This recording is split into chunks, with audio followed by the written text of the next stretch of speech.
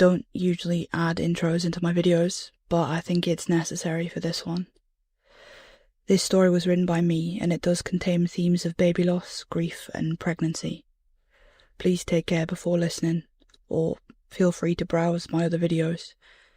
There should be one up in the corner, also written by me, that you might enjoy a little more. My aim is to always bring you enjoyment in the form of horror, and the last thing I want to do is trigger someone who's going through a rough time. And if that's you right now, please look after yourself. And if you're still here, let's get into the story. I used to think silence was empty. Turns out it's just the sound of secrets, too heavy for words. Every creak in our old floors, every sigh of wind against the windows. I'd swear it was Ethan whispering another woman's name. The late night texts, those murmured calls from the porch. I stacked them up like evidence in a trial only I knew was coming. I wasn't guessing.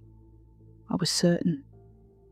That certainty clanked against my ribs every time I walked into the room, and he would flip his phone face down like the glow of another message could end the world. I was ready to confront him, ready to torch the whole damn marriage, because I just knew he was already halfway out the door with someone else. Spoiler, I was wrong. The truth, whatever this was, crawled out of the basement instead. 7 years in, Maple Street felt like forever. We'd bought the place for the wraparound porch, fixed the squeaky step together, planted lavender like we were setting down roots you could smell. Year 5, though, the music skipped. After the miscarriages, the rooms ballooned out. Too much space where a crib should have gone. Too much quiet where laughter should have been. I felt like a failure. I was unable to do the one thing I was meant for. The doctor told us there was nothing wrong with either of us. These things happen, he said, but I just knew Ethan blamed me. After the 3rd miscarriage, he started growing distant. Despite my failures, I wasn't suspicious. I thought our marriage was strong enough to see this through, and his little project in the basement would help him cope with the loss. I was told men grieve differently. I'd never seen him cry. Not even when Oscar was born at 19 weeks. He was absolutely beautiful. 10 fingers, 10 toes. A boy too perfect for this world. They call it born asleep, and that's just how he looked. We got to hold him for a few hours before they needed to take him. I cried and cried and cried. Ethan didn't. He held me in a way that looked comforting, but I could tell he was disappointed in me. When he told me he needed some me time to sort his head, I didn't protest. I left him alone down there to build his man cave. I must admit I was surprised, though, when instead of hauling wood and nails down those creaking stairs, he carried bags of salt, oils, candles, a heavy old book I didn't recognize. Listen, I'm not judging. If he wanted a secret man spa, fine. But looking back, I realized he wasn't trying to escape his grief. He was bargaining with it. He would spend every Friday night locked in that room. Whatever he was doing seemed to be working for him, so I left it alone. After about 2 months, he started looking at me again. Really looking. Like I wasn't just a reminder of everything we'd lost. By the 3rd month, when I told him the heavy scent of patchouli oil was making me throw up, he just smiled and quietly packed everything away. I found out I was pregnant with Jessie that same week. Strange thing was, when I told Ethan, it was like he already knew. I'd been nervous about breaking the news. He was so happy lately, and I knew this pregnancy would be filled with dread just like the last and the one before that. Pregnancy should be a time of joy and excitement, but for people in our position, that excitement is replaced with worry, anxiety, and whispered prayers to gods you don't even believe in, begging not to have it end the same way. Some people pray for a boy, or a girl. I prayed to just have a baby at the end of it all. Ethan, though, he wasn't worried in the slightest. "It's going to be okay this time," he said one evening as I soaked his t-shirt with tears. "You can't possibly know that." "I do." "I can feel it, Kara. We have someone watching over us this time." I thought he meant Oscar, our perfect angel watching our rainbow baby grow safely. I didn't know it then, but that's not what he meant at all. He was right, nonetheless. The pregnancy was a breeze. The 12-week scan showed a tiny, wiggly bean stretching and twitching on the screen just as it should. Of course, I agreed to every extra measurement and blood test they offered. Her Down syndrome screening came back as 1 in 100,000, which was a shock considering both my cousin and his cousin have Down syndrome. Not that it would have mattered in the slightest, I just wanted my baby, extra chromosome or not. Jessie was born bang on 40 weeks. The labour was manageable, eased by soothing words from Ethan and my Spotify playlist. Very different from the out-of-control, morphine-induced haze of Oscar's birth. She weighed 7 pounds 11 ounces, with a shock of thick chestnut hair. Strange, considering I'm blonde and Ethan's brown. He joked about the milkman being the real father, and we laughed as we looked into our daughter's ocean blue eyes. We left the hospital a day later. Jessie fit into our home perfectly. Her clothes and blankets filled the once empty spaces. Her cries and gurgles smothered the silence in the most exhaustingly joyous way. I was the happiest woman on the planet. Was. It could only have been 4 or 5 weeks after we brought her home when I made the comment. We were curled on the sofa, watching Jessie drift in and out of sleep in her bouncer. Ethan had just come in from an unusually long shift at work. I don't know what I was thinking. Call it hormones, call it madness. But I said it. I want another one. Now I know. After all the struggles and heartache before Jessie, I should have been grateful. But in that moment, I just did. "No." Ethan's voice cracked like a whip. Jessie startled in her bouncer, tiny arms shooting out in a flinch. I froze, breath caught. He never raised his voice. Ethan sat forward instantly, rubbing his hands over his face as if he could scrub the word back into his throat. "I'm sorry. I didn't mean..." I crouched beside Jessie, rocking the bouncer gently until her whimper settled into a soft hiccup. My chest thudded with the echo of his reaction. When I looked back, he was trying to arrange his features into calm, but dread still leaked through. It's not the right time," he said. "Work's getting harder. I'm exhausted. We can't manage another right now." I tried to laugh it off, keep it light. "Oh God, I didn't mean this second. Just, someday. In the future." His eyes locked on mine, sharp as broken glass. "No, one's enough." The way he said it, flat, final, left no room for jokes. Jessie cooed between us, and I swallowed the argument pressing against my teeth. We had always planned on having a large family. Before the miscarriages, before the trouble, we'd talk for hours about 2 girls and 2 boys, what they might look like. Ethan would go on about teaching the boys his skills on the football pitch, how they'd grow up strong enough to protect their sisters. Yes, we'd had our struggles with the other babies, and I knew it had taken a toll on him too. But I thought we were finally moving forward. Christ, we'd bought this house because of how much space it had. It was meant to be full of children, not ghosts of the ones we never got to keep. After that night, he grew distant again. His occasional calls to say he was working late turned into at least 3 nights a week. After a while, he didn't even bother to call. I'd be pacing the kitchen at 9 o'clock, Jesse tight against my chest, his dinner stone cold on the table, and he'd saunter through the door like nothing was wrong. My what the fucks were always met with the same line. Sorry, I forgot to let you know. Even then, I still didn't suspect cheating. How could any decent man play around when he knew he had a loving wife and a 4-month-old baby at home? Now I wish he had been cheating. When Jesse turned 6 months old, nothing had improved.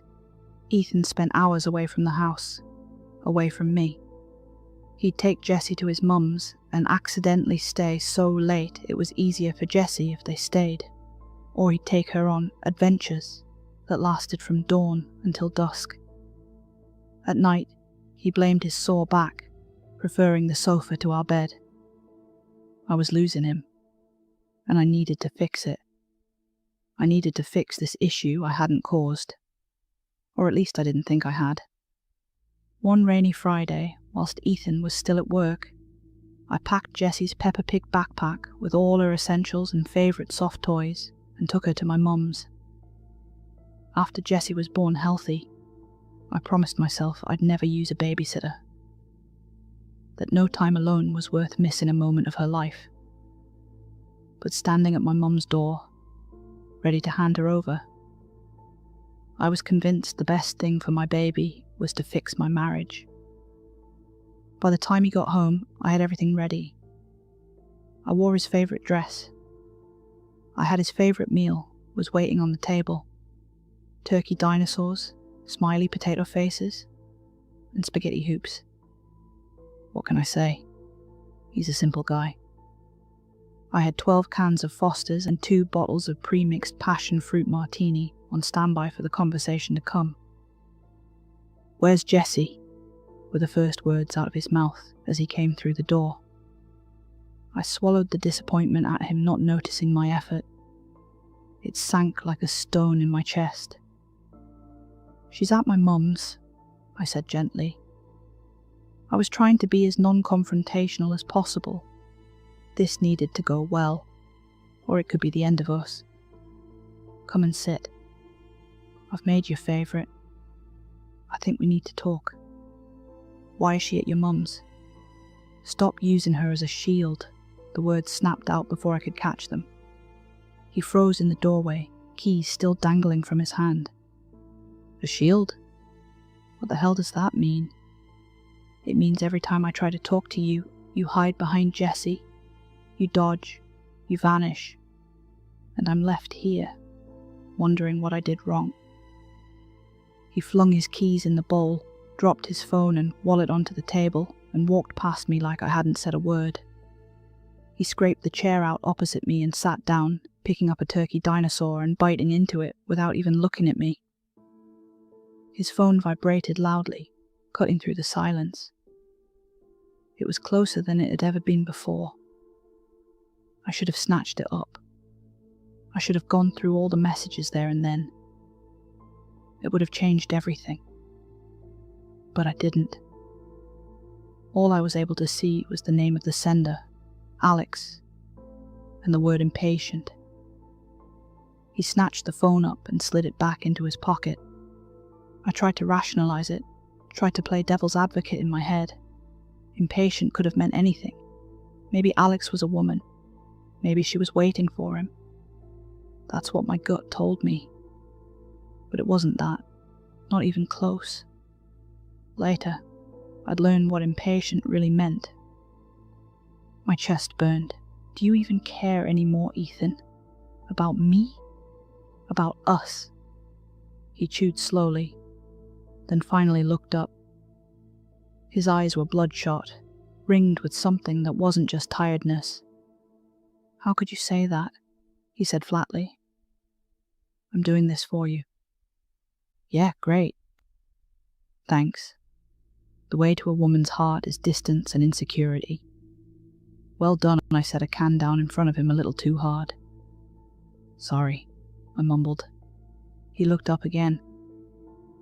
"Remember when you tried to carry 5 shopping bags in from the car, and you dropped my beer but didn't tell me?"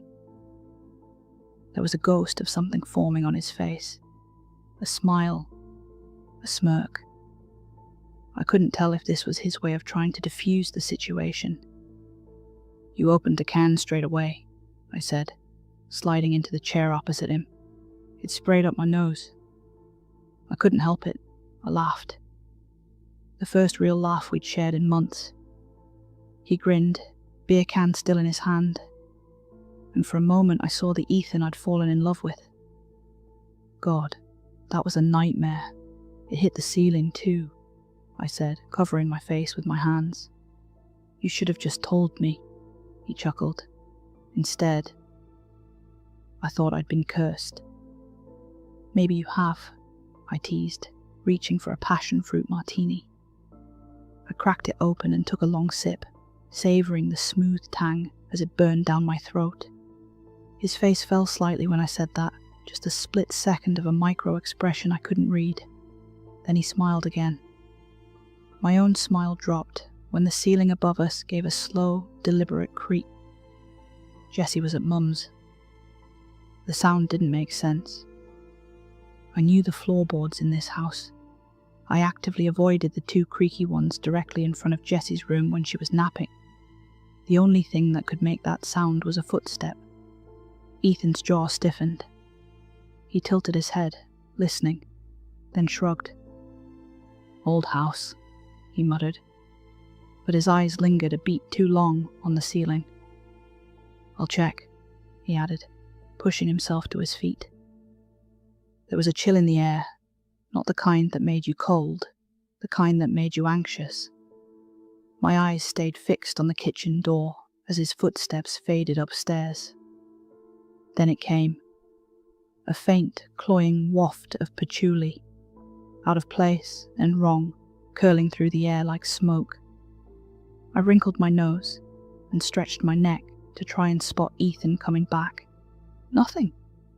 A draft brushed the back of my neck before the basement door gave a heavy thud as it swung shut. Not a slam, but hard enough to jar. I jumped, then froze. I was sure I'd closed it earlier. "Ethan?" My voice was too thin. I could hear my own heart beating in my ears. This house had always felt safe to me, but right then I felt like a child left alone in a strange place. I was about to go and look for him when I heard him padding down the stairs. He plopped himself back down, pale but trying to look casual. "Nothing there," he said, but his hand shook as he picked up his can. The smell still lingered. We sat in heavy silence for a few minutes, but as the prickle of alcohol hit our veins, we quickly reverted back to the teenage-like giggles. One can turned into two, then three. Jessie was safe at Mum's, and the house felt lighter, like the walls weren't listening for once. We traded stories, half teasing, half serious. The kind of conversation that leaves you smiling but aching at the same time. We didn't talk about anything heavy. Right then I felt like I had him back, and all it took was some breaded turkey in the shape of an extinct creature, embarrassing nostalgia, and alcohol. By the time the cans were gone, we were sitting close. His knee brushed mine, and neither of us moved away. For one night at least, the distance between us blurred, and I felt whole again. The next morning, I woke, having slept the first full night in 6 months. I was rested, at peace, and surprisingly without hangover. I rolled over to find Ethan snoring softly beside me. "Morning," I said softly, stroking his bare shoulder. "How's the head?" Ethan stirred beside me, eyes fluttering open. For a second, he looked startled to see me there, then forced a quick smile. "Morning," he muttered, sitting up and swinging his legs off the bed. He rubbed the back of his neck. "Did we? You know." I sat up, blinking at him. "Oh, I'm not actually sure." The worry that crossed his face was almost comical. He started glancing around the room like he'd lost something. "What are you looking for?" I asked.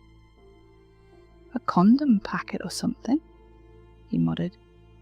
Ethan, I laughed, shaking my head. Did you forget I'm your wife? It's fine. We haven't done anything wrong. I don't have any diseases. And you don't, do you? No, of course I don't, he snapped. I recoiled, that familiar sting of rejection flaring in my chest all over again. Sorry, he said quickly, rubbing his face. I just meant, you're not on anything, are you? I could get you pregnant or something. I forced a smile, trying to brush it off like a misunderstanding, but the words still stung.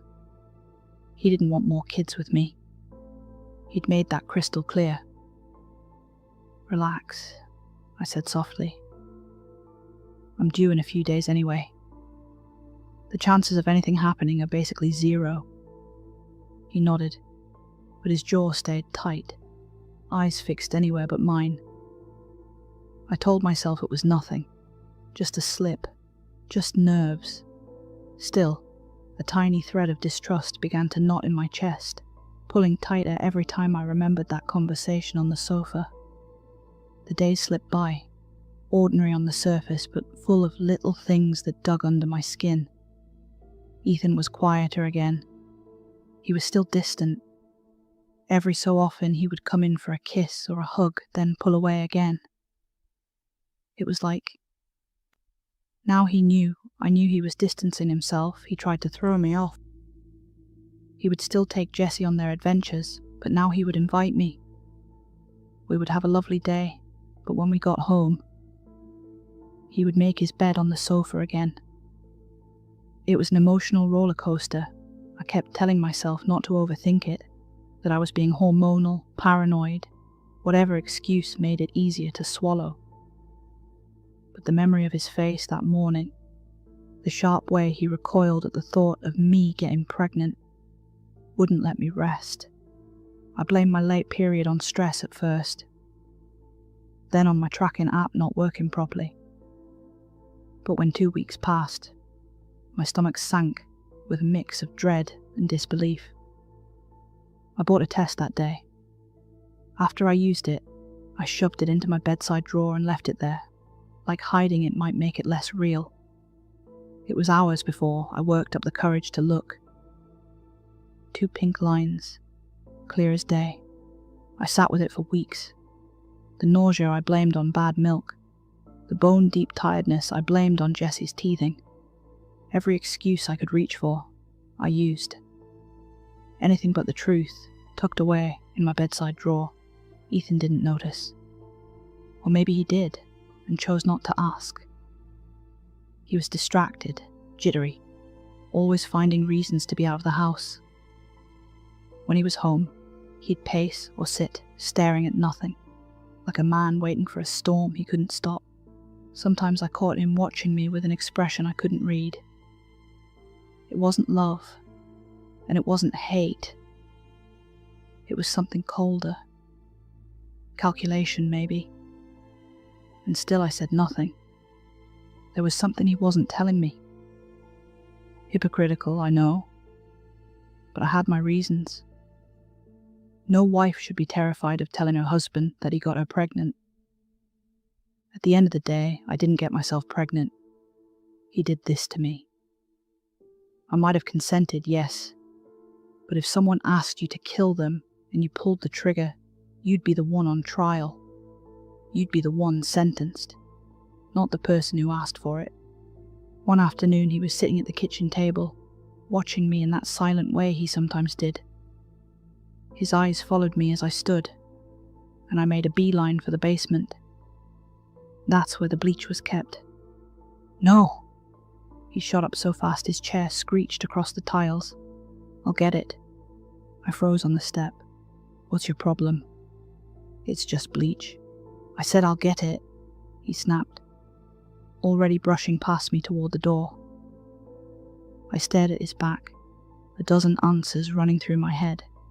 He didn't want me down there, and that stung worse than the words themselves.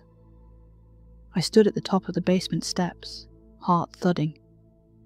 He'd never snapped like that before, not over something so stupid. The smell of patchouli oil hit me like a brick wall. I staggered back, taking shallow breaths, trying to hide the nausea. It's just bleach, Ethan. I can carry a bottle without shattering into pieces. I said I'll get it, he barked again, voice too sharp, too fast. He padded up the stairs, walking straight past me with the bleach, and put it next to the sink. I turned to face him, crossing my arms. What the hell is down there you don't want me to see? Another woman? Drugs? A man's spa? What? His eyes flicked past me, toward the half-open door, like he expected something to crawl up. A cold chill ran down my spine, the kind of feeling you get when you're a child and you automatically run up your stairs because you think you're being chased. I moved toward the sink as he slinked past me, then he shut it firmly and leaned against it, breathing hard. You just don't need to go down there, he muttered. It's damp. It's not safe. Not safe? I snapped. It's a basement, not Chernobyl. Jesus, Ethan, you need to make your mind up. You're either invested in us or you're not. Pick one. He didn't answer, just locked the door and slipped the key into his pocket.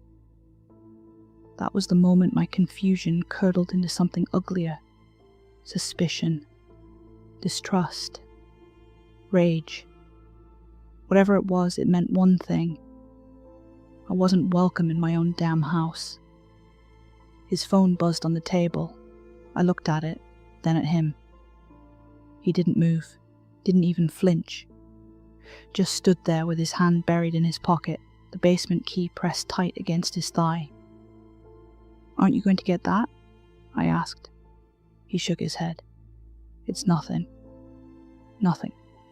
Right? The screen lit up again. It was face down, but I could see the glint of light reflecting off the table as I walked away. My blood boiled. Nothing had a name. Nothing had a number. Nothing had secrets he couldn't show me. Now all I'm left with is nothing. The next week was hell. The morning sickness ramped up, and I was wrecked with guilt and anxiety about not telling him. But the bastard didn't deserve to know. What if the reason he didn't want another baby was because he was already shacking up with someone else? Jessie was only 7 months old. This must have been going on since before her, because he shut me down the second she was born. Every retch over the toilet, every wave of nausea, I thought of him sneaking around while I carried his child. My body ached, my stomach turned, and still I kept my mouth shut. And yet, I didn't leave. With every buzz of his phone, every late night, every diverted question, I still stayed. Because deep down, I was scared. Scared to be a single mother of 2. Scared to be divorced at 30. Scared to be alone. It makes me wonder now, though. If I had left, would things be different? That night I woke to the sound of Ethan screaming. For a second I thought it was Jessie, but her soft breaths came steady from the cot beside me. My heart hammered as I crept down the stairs. The smell hit me before I reached the bottom. Patchouli. Thick and cloying, like the air itself had soured. He was on the sofa, hunched over, sweat dripping down his temples. His chest heaved like he'd run a mile. What the hell is going on? I snapped. Who have you had in here? His head shot up, eyes wide. She's here? Where? My blood ran cold. So, you admit it? What? No, I mean... He dragged a hand across his face, forcing calm that wasn't there. Kara, no one's here. It's just work stress, that's all. You're imagining things.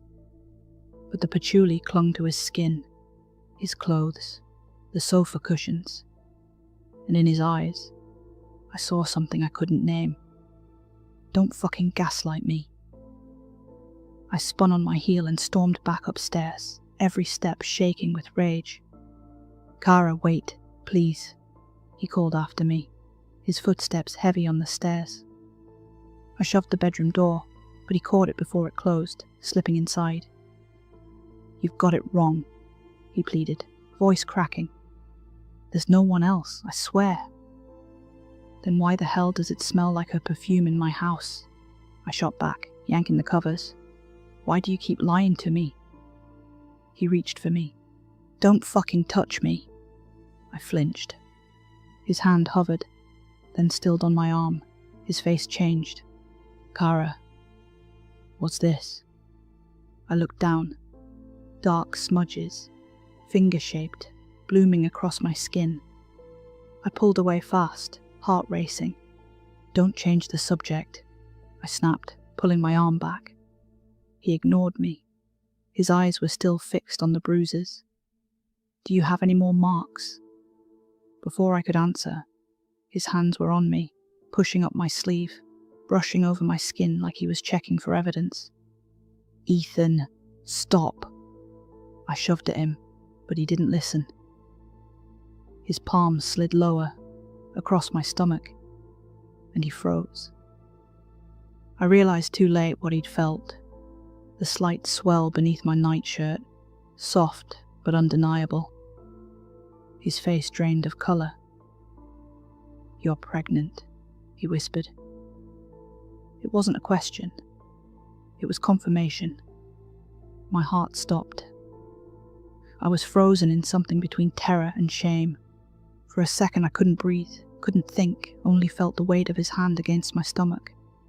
His hands lingered there, his thumb brushing across my belly in a slow, absent caress. This wasn't the touch of a man planning to leave. "Yeah," I whispered back. His body sagged with what looked like quiet resignation. "I tried so hard to stop this," he whispered, voice breaking. My stomach knotted. "Stop what?" I choked out. "Another baby with me? Or another secret with her?" "There's no her, Kara. Not in the way you think, anyway." I pulled away from him then, cold rushing into the space between us. He had just admitted it. Right there, in front of me. As his hand lingered on the child growing inside me. My throat burned as the words rattled around in my head. "Not in the way you think." That was it? The confession? Proof I wasn't crazy after all. "You've been lying to me this whole time," I hissed, clutching my stomach like I could shield the baby from him. "Dragging me through hell while you sneak off to her." Ethan shook his head hard, reaching for me again. "Kara, no, it's not like that. Don't touch me." My voice cracked, but I held my ground. "You made me believe I was paranoid. You made me doubt myself. And all along, you had someone else." His face crumpled. "It's not what you think." But I'd already decided what it was. "I want you out." The words slipped out before I even had time to process them. He looked at me with something close to terror in his eyes. "No," he croaked. "Yes." I doubled down, my voice shaking. "Get out." "You're not safe," he whispered. The way he said it made my skin crawl. I thought he meant from him. From the man who had just confessed another woman. But now, looking back, I know that wasn't what he meant at all. I slammed the bedroom door in his face and went to Jessie, scooping her up with shaking hands. She buried her wet face in my neck, her tiny fists clinging to me as if she could feel it too. That smell hit me again. Patchouli. Thick, choking, sweet, in a way that made my stomach twist. "What the fuck, Ethan?" I snapped, rocking Jessie against me. "Get her out of here." My own words froze in my throat. Her. I didn't even know why I said it. Yanked open the door, Jessie pressed tight against me. Ethan stood there in the hallway, his face drained of colour. He wasn't looking at me. He was staring straight ahead, past my shoulder, breathing fast, eyes wide, too scared to move. For a heartbeat, the air thickened, and I felt it too. The weight of something else standing with us, unseen but heavy enough to press against my skin. Then it was gone, along with the smell of patchouli, like it was sucked out of the air. Ethan stood frozen at my door, like a rabbit caught in headlights. "What's happening?" I whispered, my voice barely a thread of sound over Jessie's wails. Ethan's lips moved, his eyes still locked forward. "She wants her debt paid." My stomach dropped. "What debt?"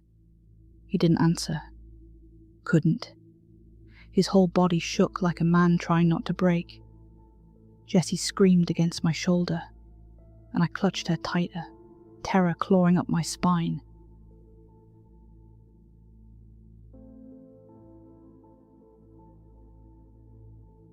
I sat cross-legged on the bed, staring at the digital clock. The rhythmic flashing of 6 a.m. soothed something inside me. Ethan rocked Jessie silently in her crib. We hadn't slept since the incident at the door. I hadn't asked for an explanation yet, and Ethan hadn't offered one. Tap, tap, tap, tap. The sound made us both jump. "What the fuck is that?" Ethan exclaimed, pointing to the half-cracked window. Perched on the sill sat a crow, the morning light reflecting off its feathers. My heart settled. Chill. It's Jerry. The crow I feed when I can't sleep. He's kind of got into a routine. Ethan raised an eyebrow. "Crows aren't white." "This one is." I crossed the room and picked a cracker off the dresser, slipping it through the crack in the window. Jerry snapped it up neatly, white feathers gleaming in the pale light. He seemed to nod a thank you before disappearing back into the gloom. "Why didn't you tell me?" Ethan's voice cut through the silence. I glanced back at him, frowning. "It's just a crow." "Not the crow, Kara." His eyes didn't leave mine, wide and unblinking. "About the baby." "I was scared, Ethan," I whispered. "I thought you hated me. I thought you didn't want me." "Of course I do," he said quickly, almost tripping over the words. "I love you, Kara. More than anything. You just don't understand? Then make me understand." My voice rose sharper than I meant it to. Jessie stirred in her crib, gave a soft whimper, then settled back into sleep. Ethan's hands twitched, like he wanted to reach for me but didn't know how. "Kara, please. You have to know, this isn't about you. It's about..." "About what? Your needs? My lack of attention? What?" The words were out before I could stop them, and they hit us both harder than I expected. "No." He flinched, almost angry now. "God, no. It's not about that. It's..." His eyes dropped to the floor, and I saw it. The weight of something he was holding back, something darker than I could guess. "Then what is it, Ethan?" I pushed. "What is so bad that you've been hiding it all this time?" He opened his mouth, then closed it again, like the words wouldn't come. "You were so sad, Kara, after Oscar. Don't you dare blame this on me." "Listen, please," he begged. And I did. The words that came out of his mouth were like something from a B-rated horror movie. I was hurting too after Oscar. But everyone is always so focused on the mother, the father gets forgotten. I found a forum, a website for dads just like me. We had all lost a child in one way or another. It was comforting. His voice shook, but there was almost relief in getting it out. We talked, shared stories. Then one of them, Alex, messaged me directly. Said he could help. Said there were ways. That there's someone you can go to if you were struggling. I frowned. guilt rising in my throat. Ethan. Please. I need to get this out. It's important now more than ever. He cut in quickly, eyes wide. She helps. She bargains. If you want a child, she'll give you one. All she asks is that, in time, you give her something back. He rubbed at his face, trembling. It sounded mad at first, like a horror story. But Alex swore it worked. He said he had proof. And Kara, I thought maybe this was our chance, our second chance. The room felt colder. The words didn't sound like comfort. They sounded like chains being snapped shut. This person, I started. No, see, that's the thing. She's not really a person. Not anymore. That's what made it unbelievable. But he showed me. He had his son, Max, after his wife was diagnosed infertile. All he had to give in return was his voice. He was rambling now, speaking too fast. I wasn't sure if he was trying to convince me or himself. I opened my mouth to interject, but he cut me off. He was a singer. It wasn't his job. He just liked to do it, see? She wants something you treasure, but you don't know the true value of until it's gone. Something you won't realize you'll miss until she's taken it. Now he can't speak above a whisper. That's why I was getting so many texts. Or if he called, I'd leave the room. It's hard to hear him. He nodded at me like explaining it this way would make it all make perfect sense. Outside the door, the floor creaked. A long dragging sound moved down the hall. My chest tightened. I forced a laugh, brittle and too loud. So what, Ethan? You think some whispering bogey woman hands out miracle babies in exchange for party tricks? Do you hear yourself? The smile fell from my face as the sound outside the door stopped dead. The silence pressed in. I dropped my voice. What did she ask you for? Ethan's eyes were fixed on me, wide and glassy in the dim light. He looked like a man who had already answered that question 100 times in his head, but never out loud. The one thing I wanted was a large family. Ethan's voice was raw, almost broken. She wanted my ability to have more kids. An unexpected snort escaped me. My body relaxed a little. Well, that's not true, is it? I put a hand to my stomach. Look at me. He shook his head, eyes shining. No, you don't understand. You can still get pregnant. You can still have a baby. That's not what she took. His breath shuddered out. She wants to take them, all of them. Every subsequent child after Jessie. The words hollowed me out. For a second I couldn't move, couldn't breathe. The sound outside the bedroom door came again. A dragging weight against the floorboards, as if something was waiting for us to accept the bargain. I stared at him, horror knotting in my chest. He grabbed my wrist like he was begging me to believe him. I tried not to get you pregnant, Kara. Can't you see? I did this for us. Tried not to get me pregnant. The words tore out of me. What the fuck, Ethan?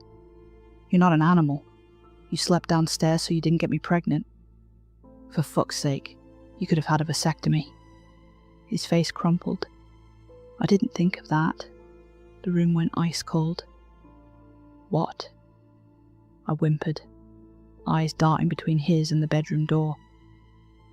Before I could answer, something slammed against the door so hard the frame rattled. Then came the scratching, slow, deliberate, like nails dragged down the wood grain. The sound set my teeth on edge. A sickly wave of patchouli seeped under the door, thick and wrong, as if the room itself was filling with her breath. I pressed both hands to my stomach and couldn't stop shaking as Ethan ran over, pressing his hands against the door. That's her, isn't it? I said. my voice barely more than a breath. Ethan's hand stayed on the flimsy wood. His knuckles were white. "Yes," he whispered. "It's her." The scratching paused, like she had been listening for his answer. Then it dragged across the wood again, slower, crueler. "She knows you know now," he said. "She knows you're not happy. She knew you were pregnant. That's why it started up again. And now she's impatient." My throat tightened. Impatient. That's what the text meant. I stood from the bed, frantic now. Alex. Alex must know how to stop this. The scratching started again, dragging lower this time, closer to the floor. The smell of patchouli thickened until it sat on my tongue. Jessie's cry split the air, high and panicked from the corner of the room. I stumbled to the cot and scooped her up, pressing her trembling body to my chest. Ethan fumbled his phone out of his pocket, hands shaking so hard he almost dropped it. He jabbed at the screen, pressed it to his ear. "Alex," he hissed. "She's here. Tell me what to do." Static. Then a rasping whisper. "I can't hear you." Jessie's cries escalated as the banging and scratching increased in volume. "Say again?" Ethan cried, plugging his ear with his other hand, back firmly planted on the door. His face drained of colour. "Agree," he said, nodding frantically at me. "Just agree out loud." I clutched Jessie tighter, her wails hot against my neck. Agree to what? The scratching at the door stopped. The silence on the other side was worse than the sound. "Agree to give her the baby," he pleaded. I clutched Jessie tighter. Her little fists knotted in my shirt. My throat was raw, but the word wouldn't come. "No," I said, shaking my head. "I'm not giving her anything." Ethan's face twisted, a mix of fear and despair. He pressed the phone harder to his ear, as if Alex could crawl through and fix it for him. "No," I whispered again, laying my hand gently against Jessie's damp cheek. "I won't." On the other side of the door, the scratching stopped. A heavy silence filled the room. Silence. Jessie no longer cried in fear. She no longer cried at all. She wasn't breathing. Her arms released from my shirt and flopped lifelessly to her side. "Ethan!" I screamed. He spun toward me, eyes wide, the phone slipping from his hand and clattering to the floor. Jessie's head lolled against my chest. Her lips parted, her skin already cooling. Ethan dropped to his knees beside us, hands fumbling uselessly. "No, no, no, don't let her take her instead," pressing his hands to her tiny chest, breathing into her mouth, begging between gasps. Come on, breathe for me, baby girl, please." I could still hear the phone, Alex's voice rattling out of the speaker in a broken croak. Agree. My hand shook as I reached for it. I pressed it to my ear and heard him sobbing, whispering the word again and again, a desperate chant. I looked at Ethan, hunched and frantic, trying and failing to bring Jessie back. The room smelled of patchouli, thick as smoke, pressing in on all sides. My throat closed, but the word forced itself out, a broken whimper into the void. "Okay. I agree." For a heartbeat, nothing. Then Jessie arched in Ethan's arms with a sharp, rattling gasp. Her tiny chest rose, a cry bursting out of her that split the silence. I crawled to her, sobbing, and held them both against me, kissing her damp hair as her fists tightened in my shirt again. Ethan fell back on his heels, tears streaking his face, staring at her like she was both a miracle and a curse. The scratching at the door was gone, but the smell of patchouli still lingered. I'm 20 weeks pregnant today, It's a boy. We sat at the ultrasound with faces like stone. Ethan won't look at the pictures. He just stares at my stomach like it's already a grave. I don't know why I'm writing this here. Maybe I just need someone to tell me what to do. Maybe someone has heard of her before. The Hollow Lady. Because if Ethan is right, the baby growing inside me doesn't belong to me at all. It belongs to her.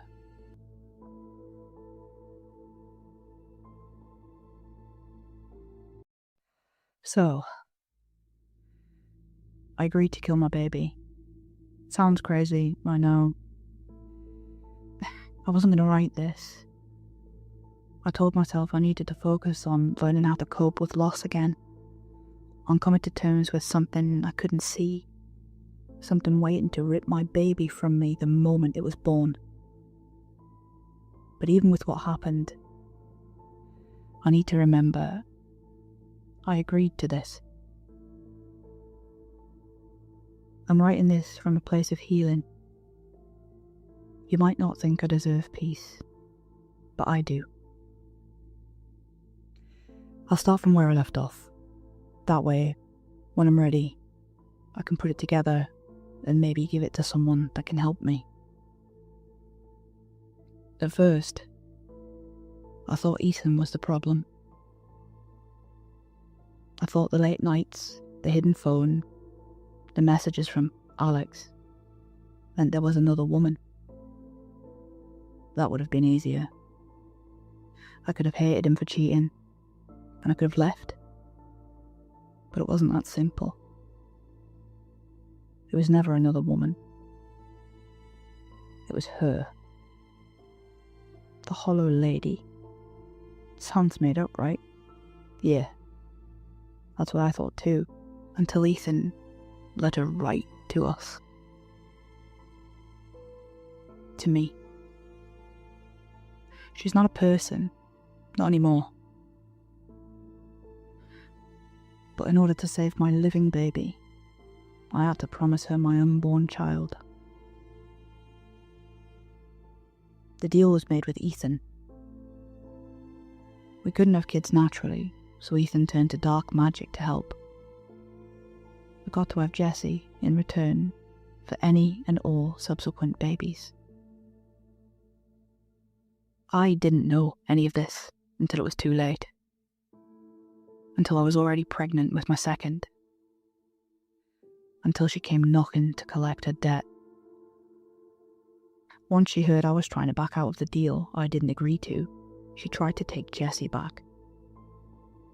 You need to understand, I didn't have a choice. My only child was dying in front of me. You can't tell me you wouldn't have done the same.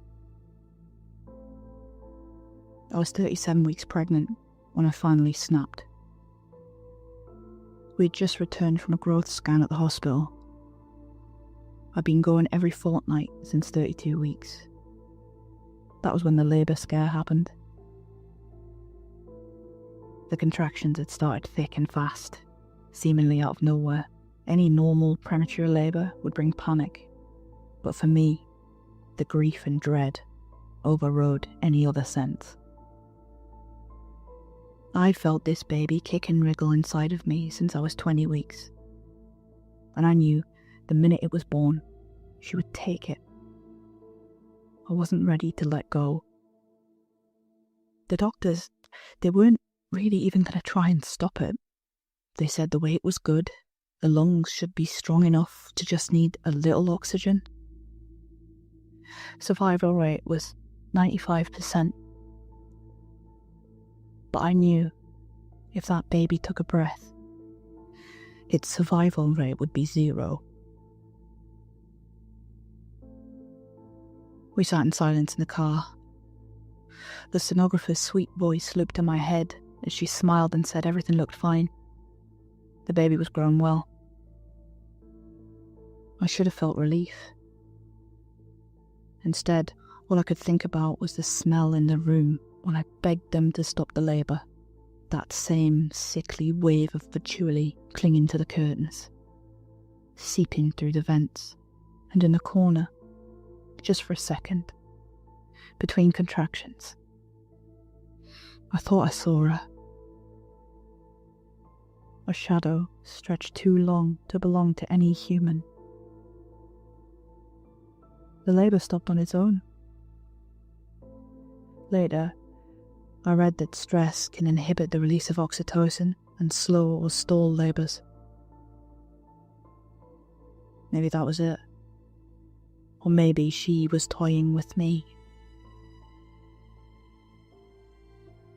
I sat across from Ethan at the dinner table, warming my hands on a too-bitter coffee.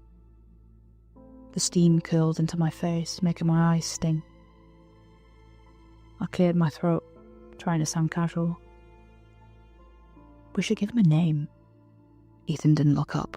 He pushed the last of his dinner around his plate with the side of his fork, like if he stalled long enough, I'd take the words back. There's no point, he muttered at last. His voice was flat, but his knuckles whitened around the fork. I felt my stomach twist. The baby kicked hard against my ribs, as if demanding I argue back. I wanted to scream, to throw the cup across the room, but all I managed was a whisper. He deserves a name. Ethan finally looked at me then, and in his eyes, I didn't see anger or cruelty. I saw resignation, the look of a man who believed he'd already buried his son. Name or not, Cara, in 3 weeks' time, you won't be ours anymore. Ethan choked the words out, failing to hold back tears. He wiped them away quickly with the back of his hand and looked away. He's ours right now, I said softly. I don't want to give up hope yet. He shoved the chair back, the screech of the legs driving nails into my brain. There's nothing we can do. Isn't there? I shot back. She seemed pretty pissed off when I didn't agree to the deal. Yeah, Ethan said bitterly. And it almost killed Jessie. I know. My voice dropped to a solemn whisper. But think about it. If she needed me to agree, she must be bound by something, right? Deals, promises, rules. What do you mean? He asked, slumping back into his seat, defeated. I could see the weariness etched into his face. He sighed, resting his chin on his hands. This wasn't the first time I'd had a question, or idea, or theory.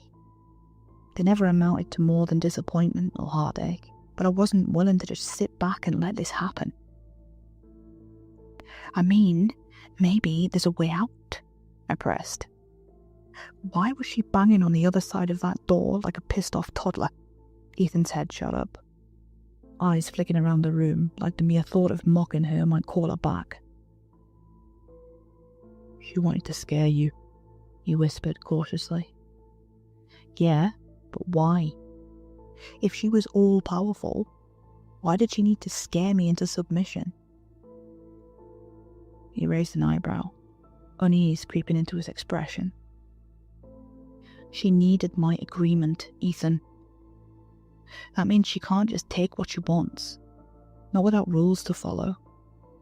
And if there are rules, maybe there's a way to break them. He shook his head. But I was the one who made the deal with her. But I'm the one making the payment, I shot back. He's my baby too, Ethan said, his voice breaking. I barked a bitter laugh. Oh, fuck off, Ethan. You donated a cell and 30 seconds of your time to make this baby. The rest has been me.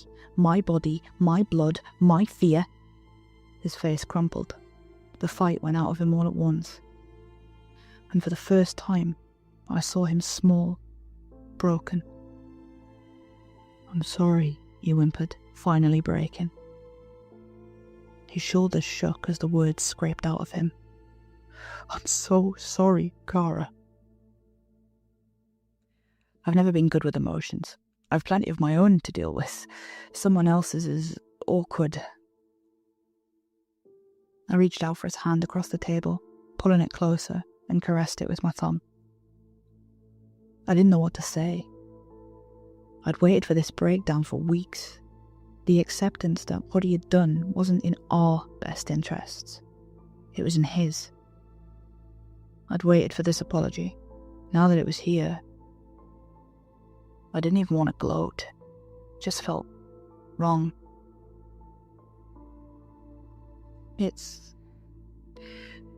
It'll be okay. He shook his head, his eyes swollen and red, still never meeting mine. It doesn't matter. The minute you defied her, she went for the next best thing. Jessie almost died. Do you really want to test her again? I don't want to just give up. My voice cracked, the weight of it spilling out. I won't. Ethan pulled his hand away gently, dragging it over his face, slumping lower in his chair.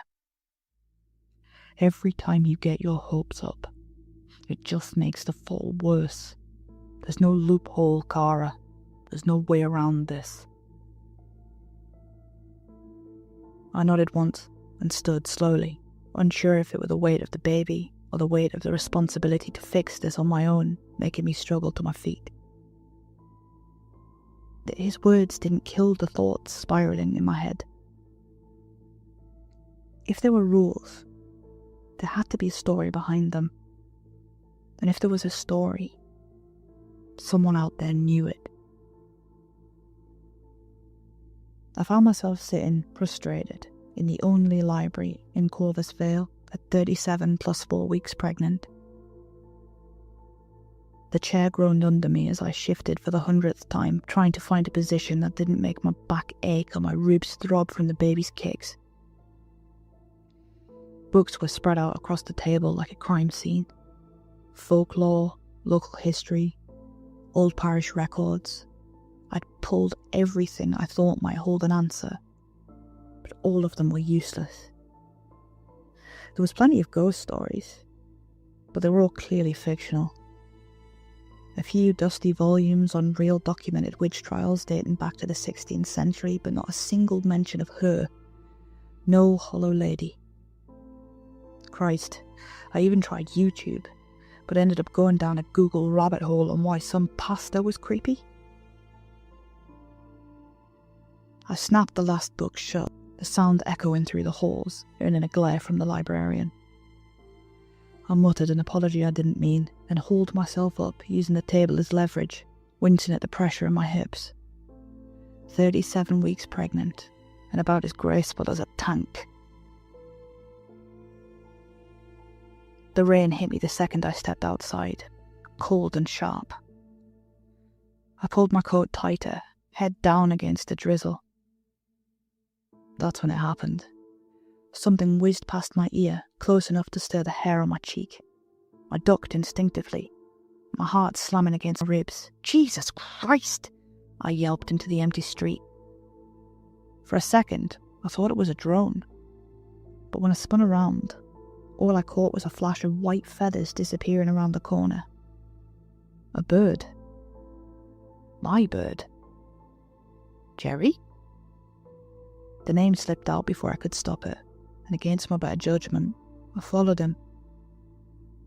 The side street was narrow and slick with patches of damp moss, the kind of place you'd normally cross the road to avoid. The crow's white feather glowed against the grey as it expertly manoeuvred itself through a half-open shop door. Madame Morrigan's Morbid Curiosities. The words curled across the rotting wood in faded gold paint. Beneath it, the shop window was crammed with strange clutter. Antique knives, cloudy jars, bones, half-melted candles. It looked less like a display and more like a murder weapon dump site. I swallowed hard and turned away. I hadn't taken 2 steps before Jerry crowed loudly behind me. I spun to see him perched on the sill. He tilted his head once, sharp and deliberate, then hopped down and flooded back inside, like he had led me here on purpose.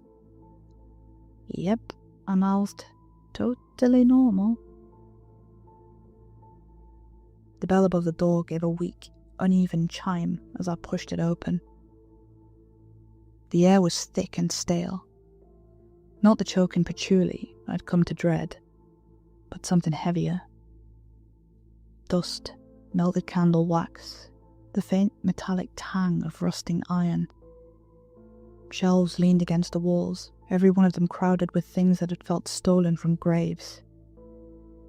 Cloudy jars with labels too faded to read, cracked porcelain dolls with eyes that followed me, strings of bird skulls looped together like rosary beads. Weird.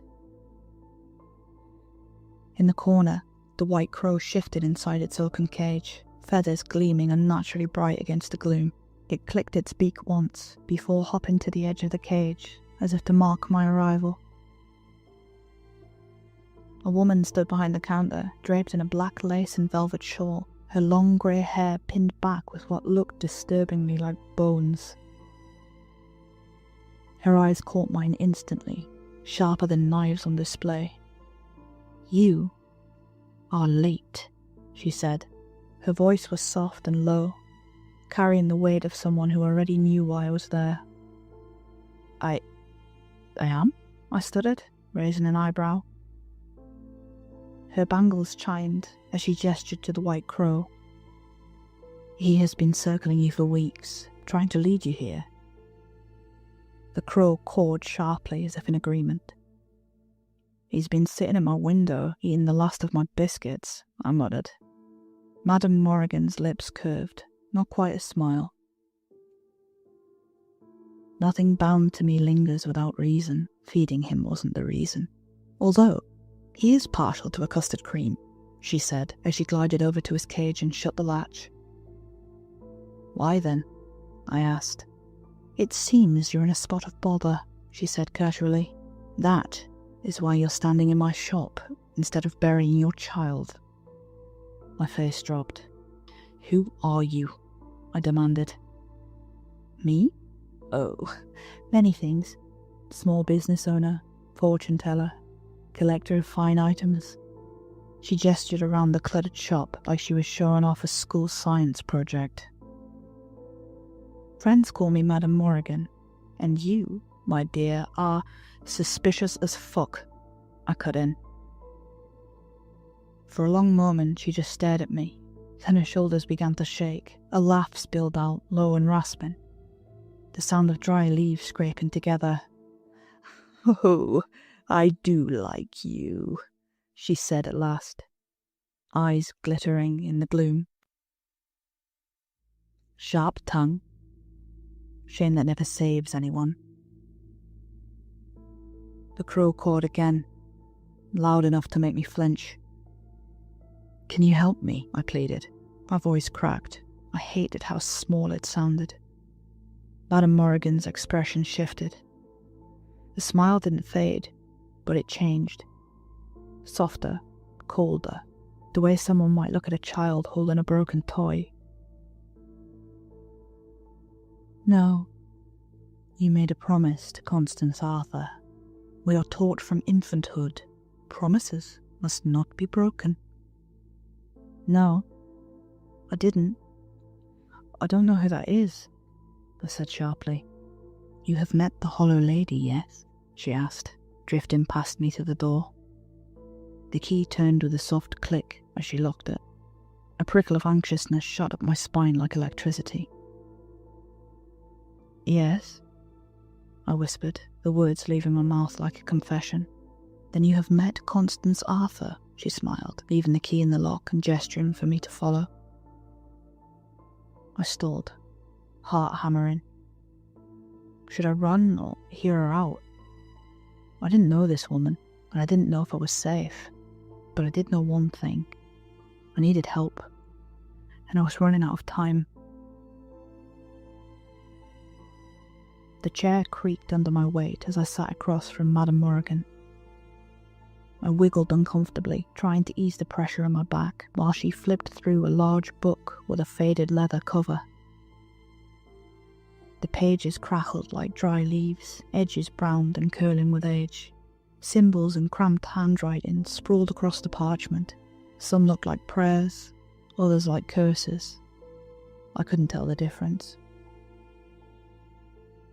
She stopped on a page marked with a ribbon the colour of dried blood. Her bangles chimed as she pressed her palm flat against it, keeping it open. "This is where her chapter begins," Madame Morrigan said, eyes fixed on the page, but voice aimed squarely at me. "Would you like to hear her story? Will it help me save my baby?" I asked. She smiled thinly. "Probably not," she said, then added, "but it might help you understand what you are up against." Behind me, the crow shifted in its cage nervously. Madame Morrigan began.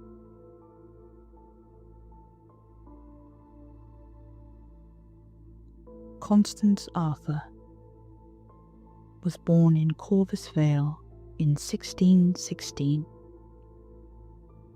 She was the daughter of a healer, and she grew up among roots and herbs, learning the quiet craft of charms and midwifery. By the time she was grown, she had become a midwife herself, respected and trusted. She turned the brittle page. She married Stanley Arthur, a carpenter of good standing. At first, they were happy, but her womb was a grave. Several miscarriages followed their marriage, then a stillbirth. The midwives brought talismans and silver rattles to her bedside, hoping to ward off spirits they blamed for her losses. At last, she bore a daughter. She named her Mercy Stanley, but Mercy only lived 16 days. And that was Stanley's last straw. I swallowed hard, heat crawling up my throat. So she was like me. Indeed she was, child, but just as two loaves may start from the same dough, if mistreated, one may rise, and the other may sour. She cleared her throat. "There's more," she began. Whispers spread through the vale that Constance was cursed, that her touch spoiled children. Stanley turned bitter, then cruel, and at last denounced her outright. To save himself, he accused his wife of witchcraft. Constance was brought to trial during the witch hunts. She was sentenced to hang in 1636. It was said that in desperation, Constance called out not to a god, but to something else, and it listened. The day of the execution, it was documented the rope snapped, not once, but 6 times. The magistrates called it a sign of God's will, but the people of Corvus Vale whispered it was something else entirely. The crow cawed once, sharp and sudden. She was spared but not freed, exiled to Hollowthorn Forest, east of here, alone. And then the rumours began that her dark magic could help barren women, that she could succeed where medicine and prayer had failed. And so they went to her, begged her, and she gave. Always in exchange for a bargain. My hands folded protectively over my stomach before I even realised. Oregon's eyes glittered in the lamplight. Each bargain etched away at her soul. Even after her death in 1720, the needy still came scratching symbols into walls and leaving offerings, praying she might hear them. And those who prayed too loud sometimes found their prayers answered. By then, she was no longer known as a wife, no longer as a midwife, only the Hollow Lady. She shut the book with a crack that made me flinch. "And you, child, are in her path." My mouth went dry. "What does that mean?" Morrigan leaned forward, bangles chiming as her arms folded on the table. Her eyes were steady and unblinking. "It means you are bound to her now. Constance Arthur was a woman betrayed by broken vows, a husband who swore to love her, then cast her aside, a court that promised her death, yet left her swinging in limbo, She swore she would never lose another child, and she kept that promise. That is why she clings to every oath, every word, every silence. To her, a promise is not a comfort, it is a chain, and she will not let this go. The crow fluttered around in its cage, cawing again and again as if sealing the words. Back in the front of the shop, I was struggling to get back into my still-soaked coat when Madame Morrigan slid the book across the counter. Beside it, she sat down a pouch of coarse salt, a small vial of holy water, and a bundle of dried herbs tied with a red string. "I'll loan you the book. Use the salt as protection, water for cleansing, and this," she tapped the herbs, "to burn if you must call her off in a hurry. Not that it will save you for long." I gathered them up, stuffing them into my bag, the cracked leather cover rough and heavy in my arms. My chest felt tight with a strange mix of dread and relief. I thanked her and turned to leave. Morrigan chided, her bangles clinking as she held out a hand. "That will be £12.97, please." I blinked. "Seriously?" Her lips curved. "I told you, child. I run a small business." I struggled to keep my swollen feet balanced on the cushions underneath them as the baby kicked against the book resting on my stomach. "What's that?" Ethan asked, flopping onto the sofa beside me. 50 Shades of Grey Haunted Edition, I muttered, without looking up. He smirked and reached for it. "Didn't think that was your type." I let him take it, watching his face shift as he flipped through the brittle, ink-stained pages. The smirk faded fast. "This isn't funny," he whispered. His thumb traced a line of cramped writing, his eyes wide and glassy. "Kara, this is it. This is the same spell, the one I used." I swiped the book back from him, studying the page. "You had this book?" I scowled. "You had this book and you didn't read about who the fuck she was first?" "No," he protested, hands up like I had a knife to his throat. "Alex sent me a spell with a list of instructions. I didn't have any book." The words sank like stones in my chest. Alex again. Always Alex. "So, you just, what, recite this without question?" My voice cracked between rage and disbelief. "I was desperate," he said. His voice broke on the word, his hands dragging down his face. "I didn't think." "No, you didn't," I snapped, clutching the book tighter. My eyes scanned over the page, reading what Ethan read all those months ago aloud. Ingredients: a circle of salt to keep her in, a token of loss for things that have been, water and oil, the scent of earth. "That was patchouli," Ethan interrupted. "Oh, I fucking know." "A candle of black to bind the birth. The invocation." "Hollow lady, hear my plea. Take my grief and answer me. Mother who lost, who swore no more, open for me your shadowed door. I bring you pain, I bring you need. I bring the blood of broken seed. Give me a child and let it grow, and I will grant what you claim I owe. The choice is always yours to set. I will freely pay you for my debt, for a chain must be willingly clasped, or it cannot hold, nor ever last." "A chain must be willingly clasped," I repeated, raising an eyebrow. "Yeah, I had to do it willingly, so I had to say all that stuff about paying my debt freely." "You did," I shot back. "But I didn't." "Yeah, you did. In the bedroom." His voice was flat, resigned. "You agreed when she threatened Jessie." "When she threatened Jessie, Ethan." He just stared at me blank-faced. For Christ's sake. I hauled myself upright, heat flaring in my chest. Threatening someone into submission isn't willingness. That's agreement under duress. This isn't law and order, Kara, he muttered, scrubbing his hands down his face again. She's not going to care about semantics. She's an evil demon, not a judge. Then why put it in the spell? I snapped. I think I'm onto something here. The baby kicked in agreement, and I pressed a hand to my stomach.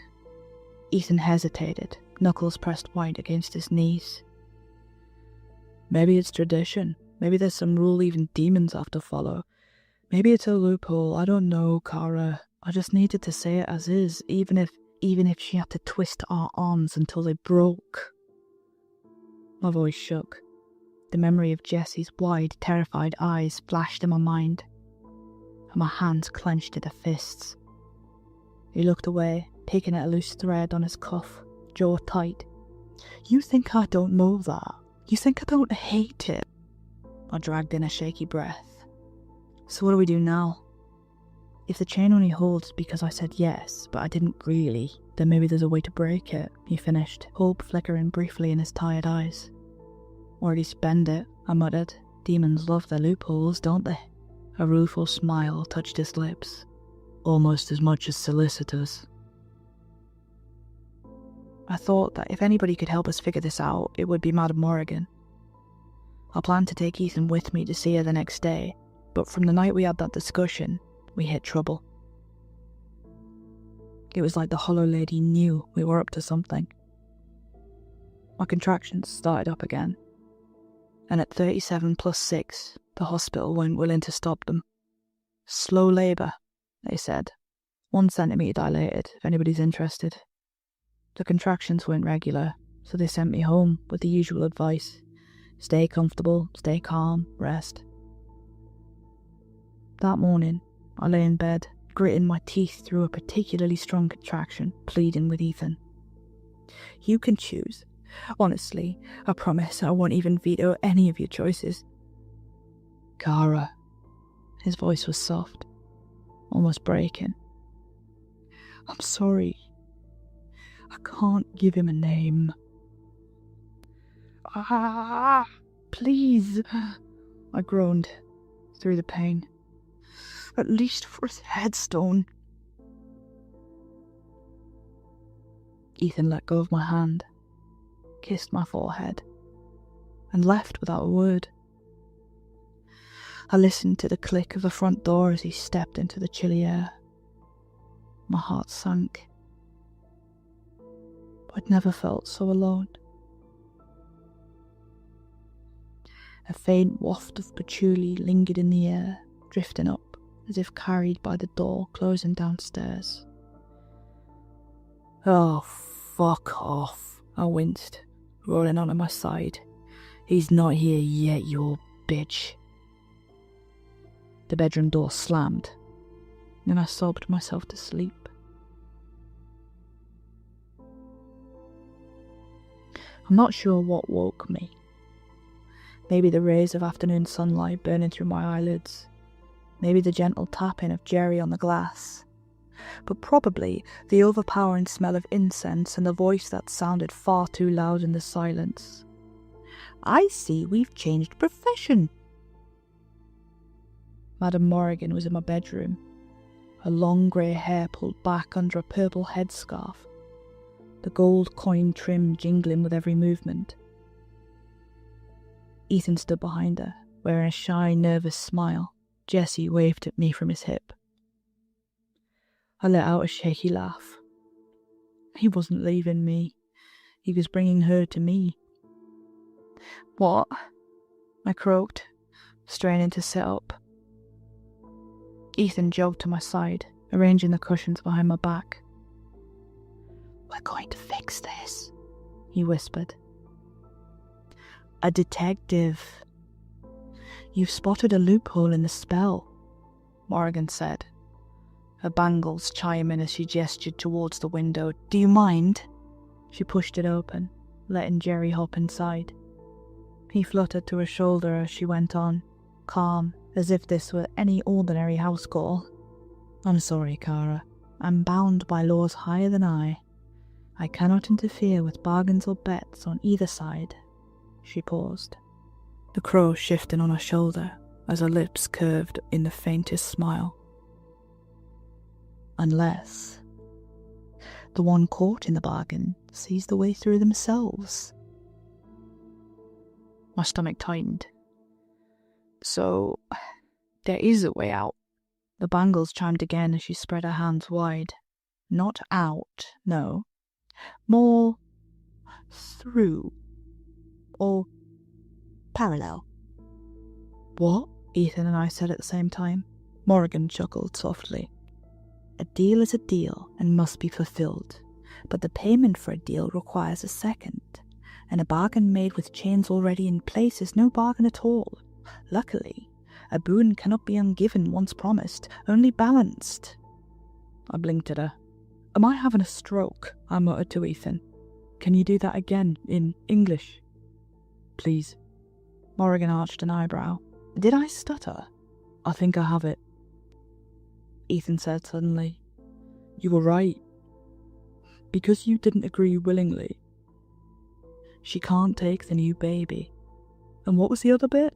He looked at Morrigan hopefully. She folded her hands. "If you make a deal with a shopkeeper, you take an item in exchange for money." We both nodded slowly. "But what happens if you have no money to give?" "You have to give the item back." Ethan trailed off, colour draining from his face.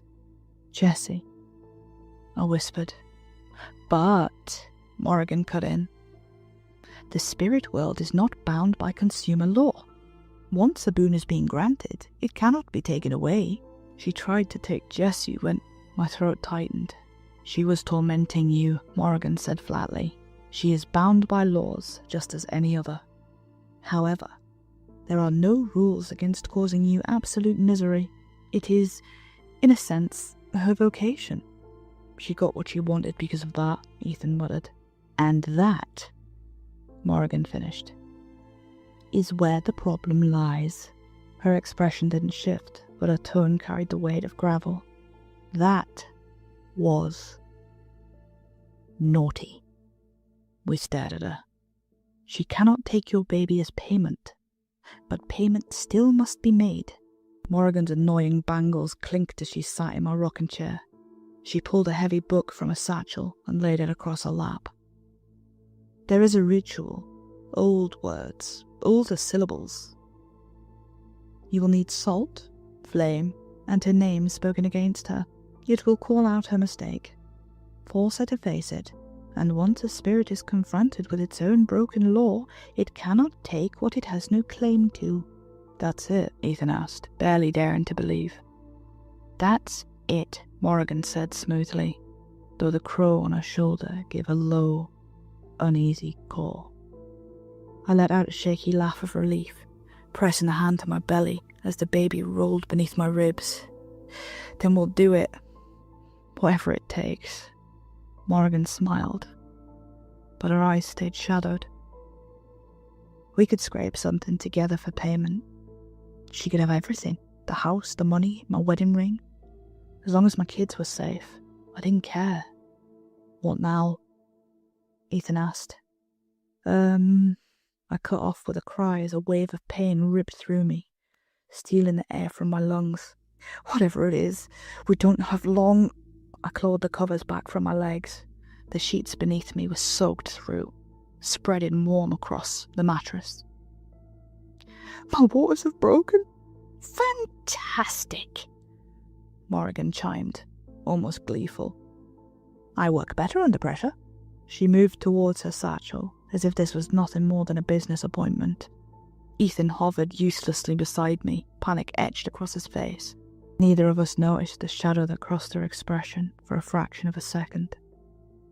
The truth she hadn't spoken, that in the end, the Hollow Lady's bargain always comes down to the same currency. A life for a life.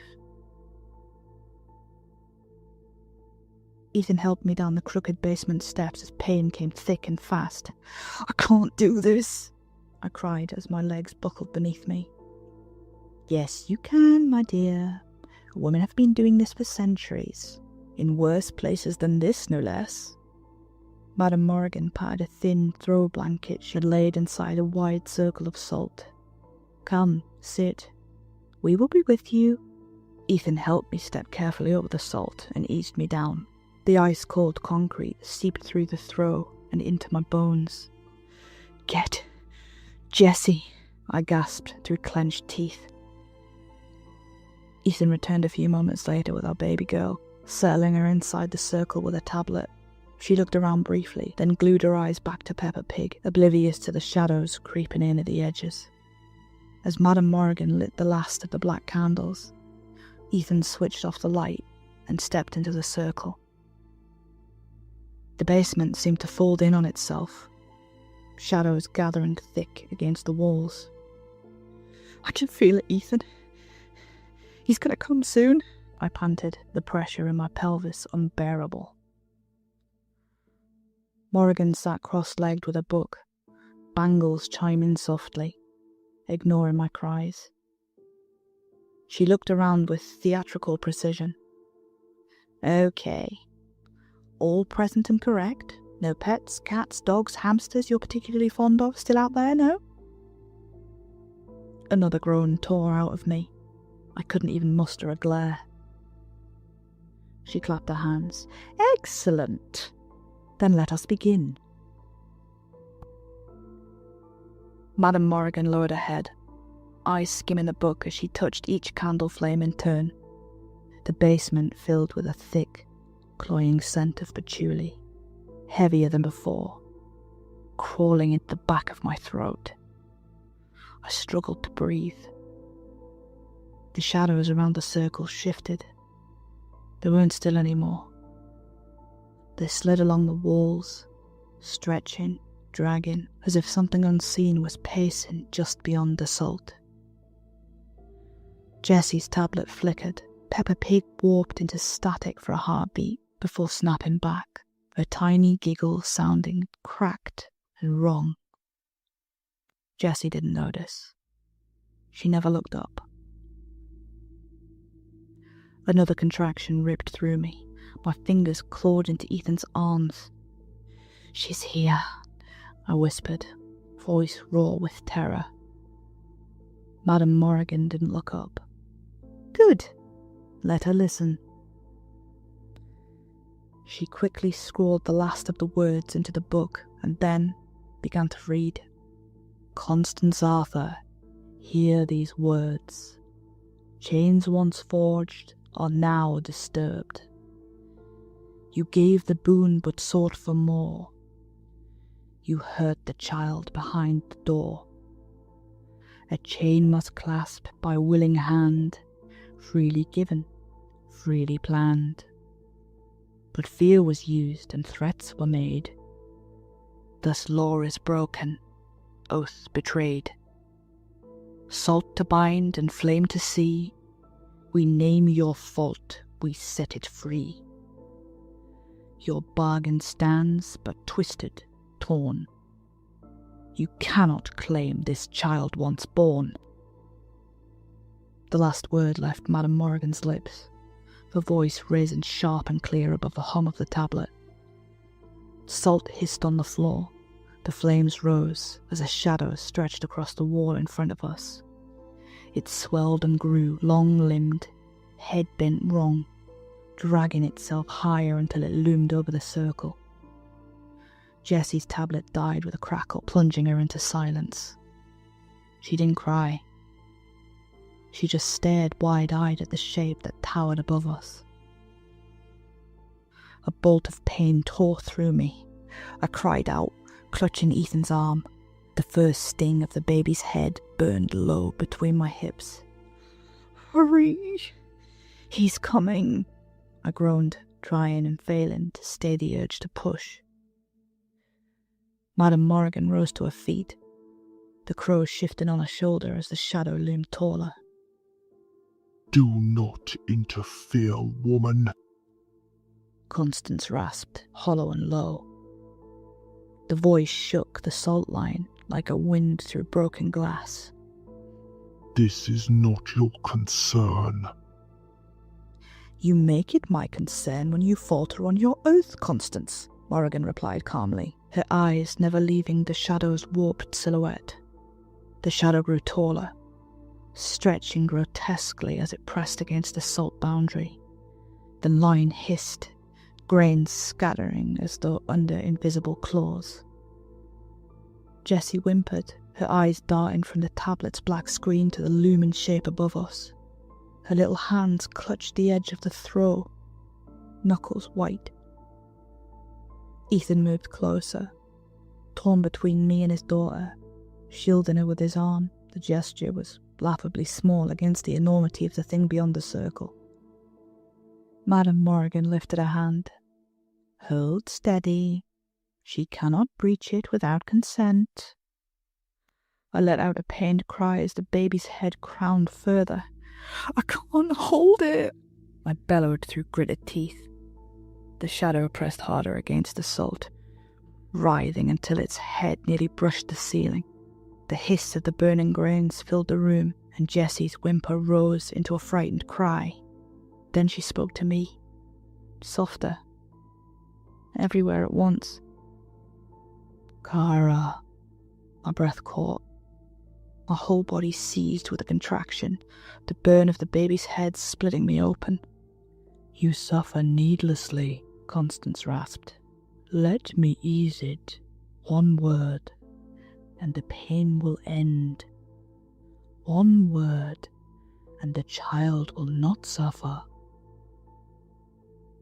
He will serve his rightful place at my side, unburdened by life. Forever. I looked at her. You need to understand. I was in so much pain. I was tired. Then Ethan's voice tore through. No, he barked, clutching my hand. Don't listen to her. The shadow bent closer, its warped outline dragging along the walls. Her voice returned low and threatening. You cannot keep what was promised. You cannot keep him. He was never promised, Constance. Madame Morrigan's voice cut through, sharp as a slap. She sounded like she was scolding a child. With one last push, he was out, caught just in time by Ethan. His cries pierced the air, fierce and alive. Ethan tore off his jumper, wrapping him up before laying him against my chest. The shadow pressed harder, the salt lines sizzling and sparking, flecks landing in the candle flames and turning them a violent orange. Constance Arthur of Corvus Vale, granter of wishes, keeper of oaths, you may not enter, Morrigan barked. The baby wailed in my arms. I am old. Constance bellowed back, her voice shaking the window frames, dust falling from the beams above. You are not owed him, Morrigan's voice thundered back. An invisible wind picked up in the room, fluttering the pages of Morrigan's open book. The candles struggled to stay alight, and the salt started to stir, threatening to break the circle. Noise and shadows cost her nothing. Do not mistake theatre for power, Madame Morrigan said reassuringly. What do we do? Ethan pleaded. We can't stay here forever. He finished, his voice breaking. She needs payment, Morrigan said evenly. You have found a way through, but the deal still demands due. She can have anything, Ethan said quickly, desperation shaking every word. Anything, I echoed weakly, clutching the baby tighter. Morrigan looked at us both, with eyes that seemed older than the house itself. Her voice was low, solemn, final. The payment must be equal to what it was meant to be. My stomach churned cold. Ethan stared at her, unblinking. "What do you mean?" I whispered. Her bangles chimed as she folded her hands. "A life, Cara. For a life." Ethan remained silent, while I whispered a whimpering, "No." He moved in a numb state. Lifting Jessie into his arms, he buried his face in her hair, kissed her cheek, then gently set her back down. Sliding close, he wrapped himself round me, kissing the top of my head, whilst he stroked the baby's tiny hand. His eyes opened, and time seemed to slow around us. For a moment, we were suspended together in a place I wished I could have stayed forever. "He looks like me," Ethan said with a soft smile. His panic from moments before was gone, replaced by a calm that terrified me. "He does," I whispered back. "Will you call him Daniel, after my dad?" His voice was steady, even as he pushed himself to his feet. I froze, my heart seizing. "No." I clawed at his arm, refusing to let him move, but I couldn't stand. The cord still tethered me to the baby. I was too weak. Ethan pulled free with a gentle strength, turning towards Madame Morgan. She inclined her head knowingly, solemnly. "It began with a father's promise. It ends with a father's sacrifice." He nodded once and faced the hollow lady. The shadow bent low, its warped head lowered until it was level with his. Who will pay? The hollow lady asked, her voice hollow and low. "I will," Ethan said, calm, certain. "Don't leave me," I screamed until my throat was raw, but it was too late. Ethan looked over his shoulder and whispered, "I'll always be with you. I promise." He smiled softly and stepped from the circle. Nothing happened for a moment. Then the hollow lady whispered, low and final, "I accept." and Ethan's body dropped to the floor. The candles snuffed out, plunging the basement into suffocating darkness. The air calmed, and the blanket of patchouli faded. Time seemed to stretch for eternity as I wailed in grief and fear. A click overhead, and Madame Morgan was illuminated once more as she flicked on the bare light bulb. Jessie crawled across the circle towards Ethan's lifeless body. She tugged at his hair, waiting for the laugh, the smile, the arms that never came. When nothing happened, she turned back to me, eyes wide and wet, and let out a panicked cry that shattered my heart. I sobbed on the floor, clutching the baby he had tried so desperately not to have. "Please," I begged. "Please try CPR, call an ambulance, do something." Morrigan's voice was soft, but immovable. "If the deal is reversed, she will come for another. Let it be, Cara. I am sorry." She lifted Jessie into her arms. The child stilled almost instantly, pressing a wet face into the crook of Morrigan's neck. "Hush now, little one," she muttered. "Grief is loud, but love whispers on. Remember him not in silence, but in every laugh, every light, every breath you take." Madame Morrigan set Jessie down gently. Jessie blinked, picked up her now working tablet, and resumed Peppa Pig as if nothing had happened. Small giggles rising under the hum of the overhead light.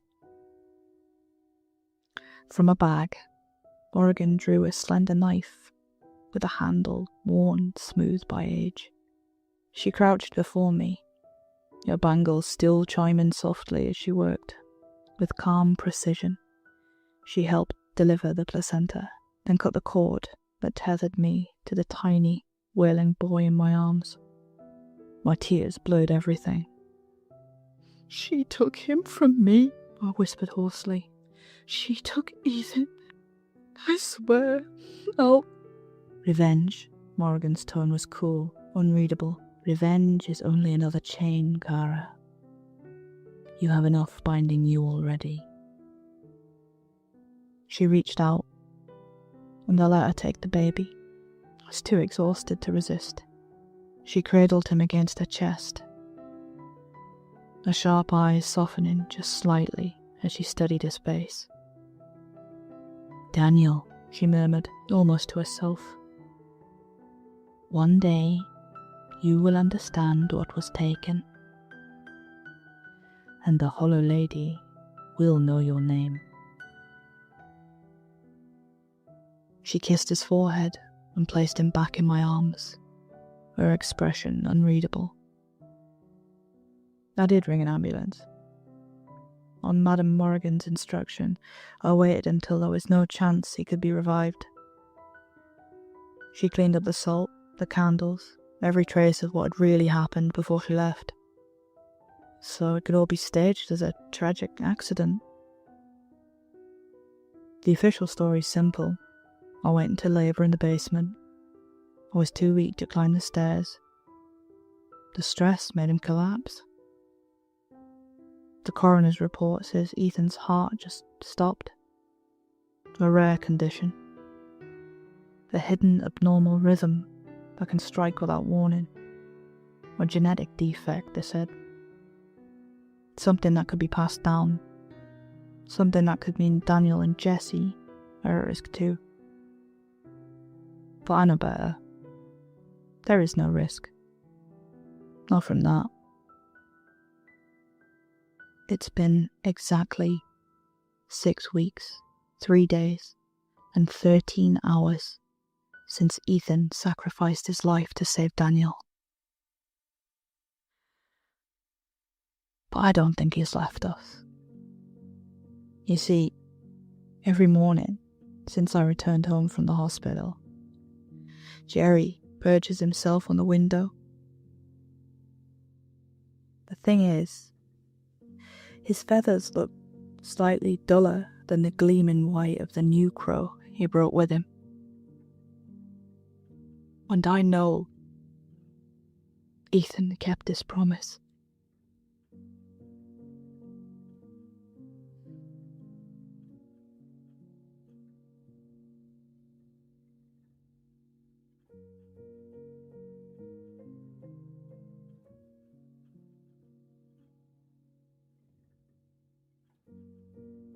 Hi everyone, thanks so much for listening. Hands up if you cried towards the end, because I definitely, probably did while writing it. Make sure you subscribe so you don't miss what's coming next. Your support means the world to me. Thank you for being here and sharing these stories with me. Until next time, sleep well. Oh yeah, fun fact you didn't ask for. I once stayed up until 3 AM convinced my fridge was haunted. Turns out it was just the ice maker. Good night.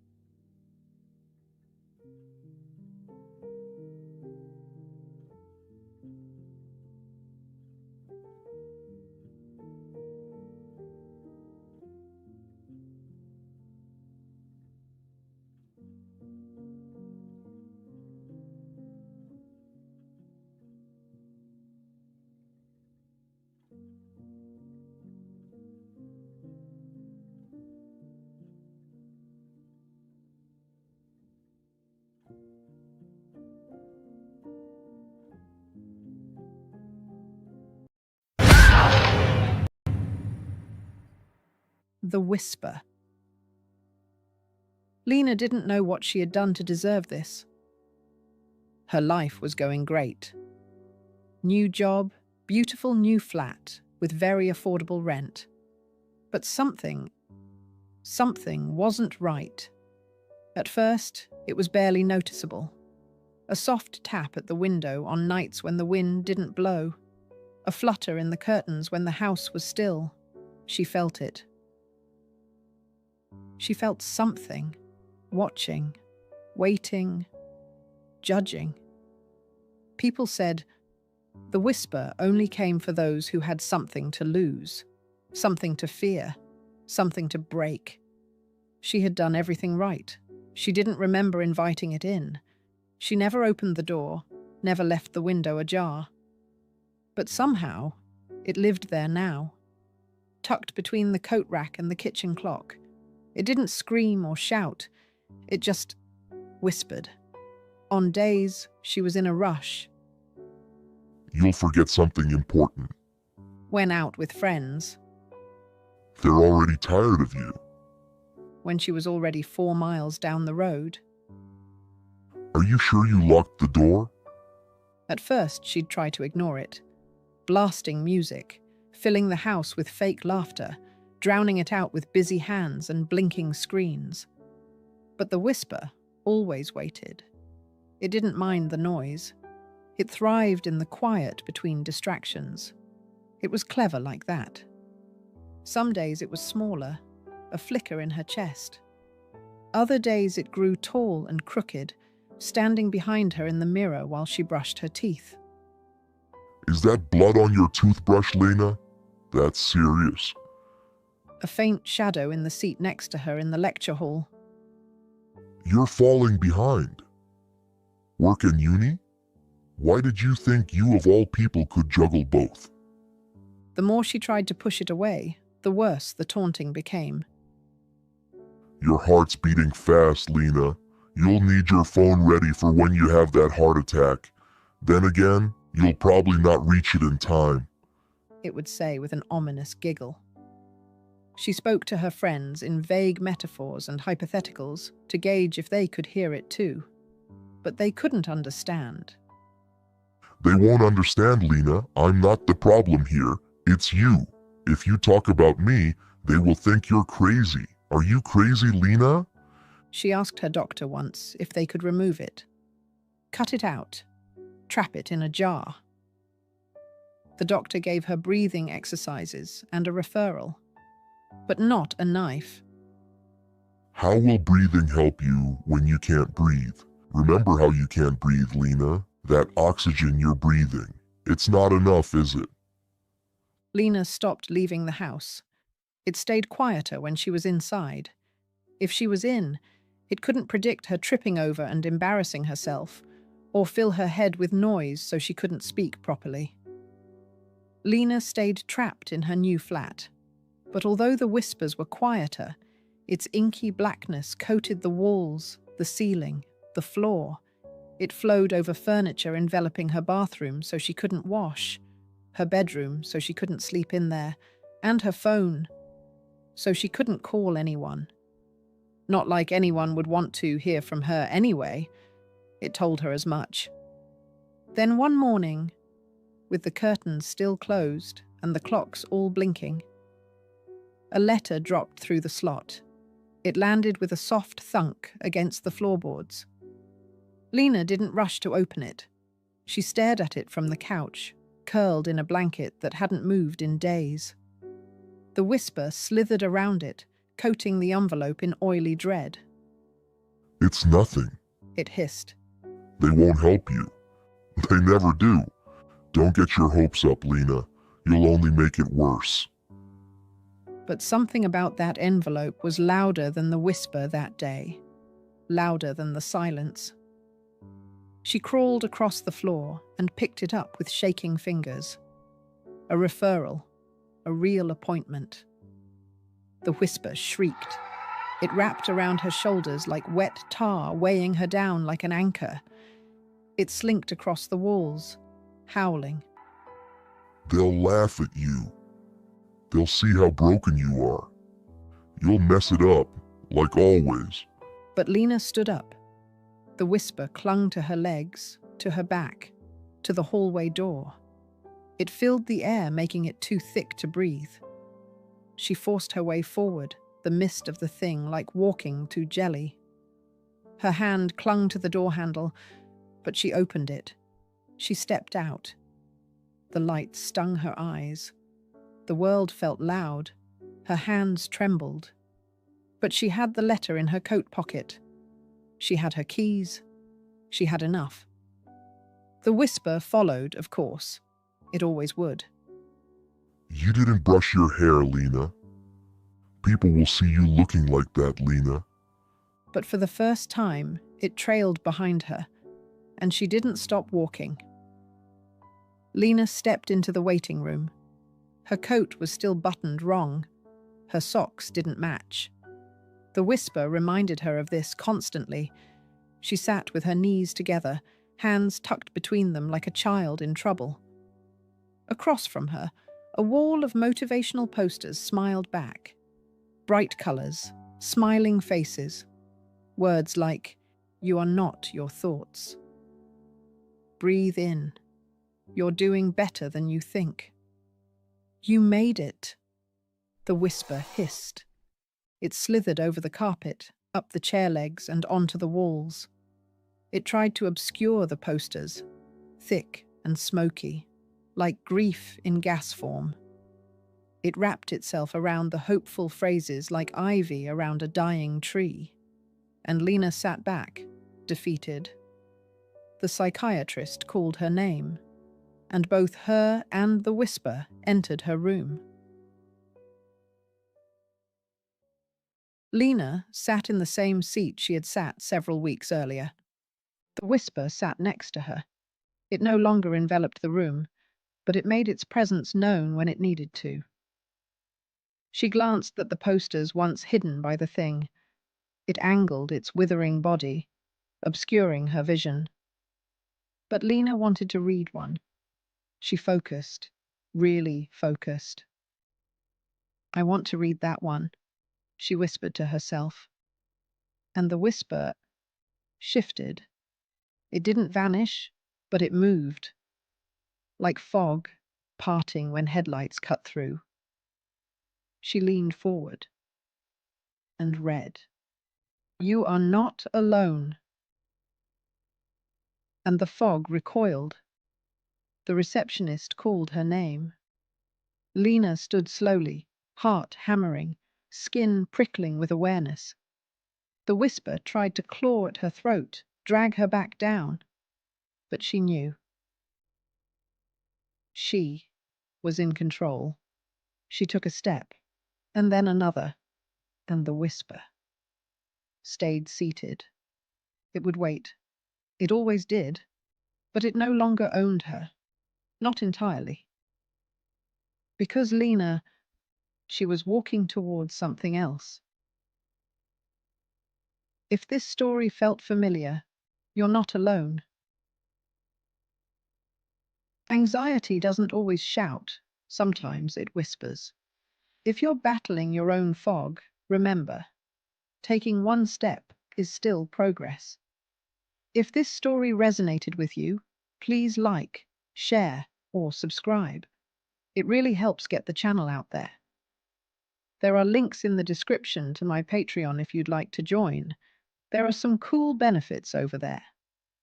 Like most of you, I've still got my own fog clinging to me. That's why I use text-to-speech to narrate my stories. Credits from 11 Labs aren't cheap, so if you'd like to help keep the voices flowing, there's also a link to Buy Me a Coffee. Even £1 helps keep these stories coming. Thank you for listening. It helps me keep telling the stories too many people are scared to say out loud. And if you need a sign to reach out for help, this is it.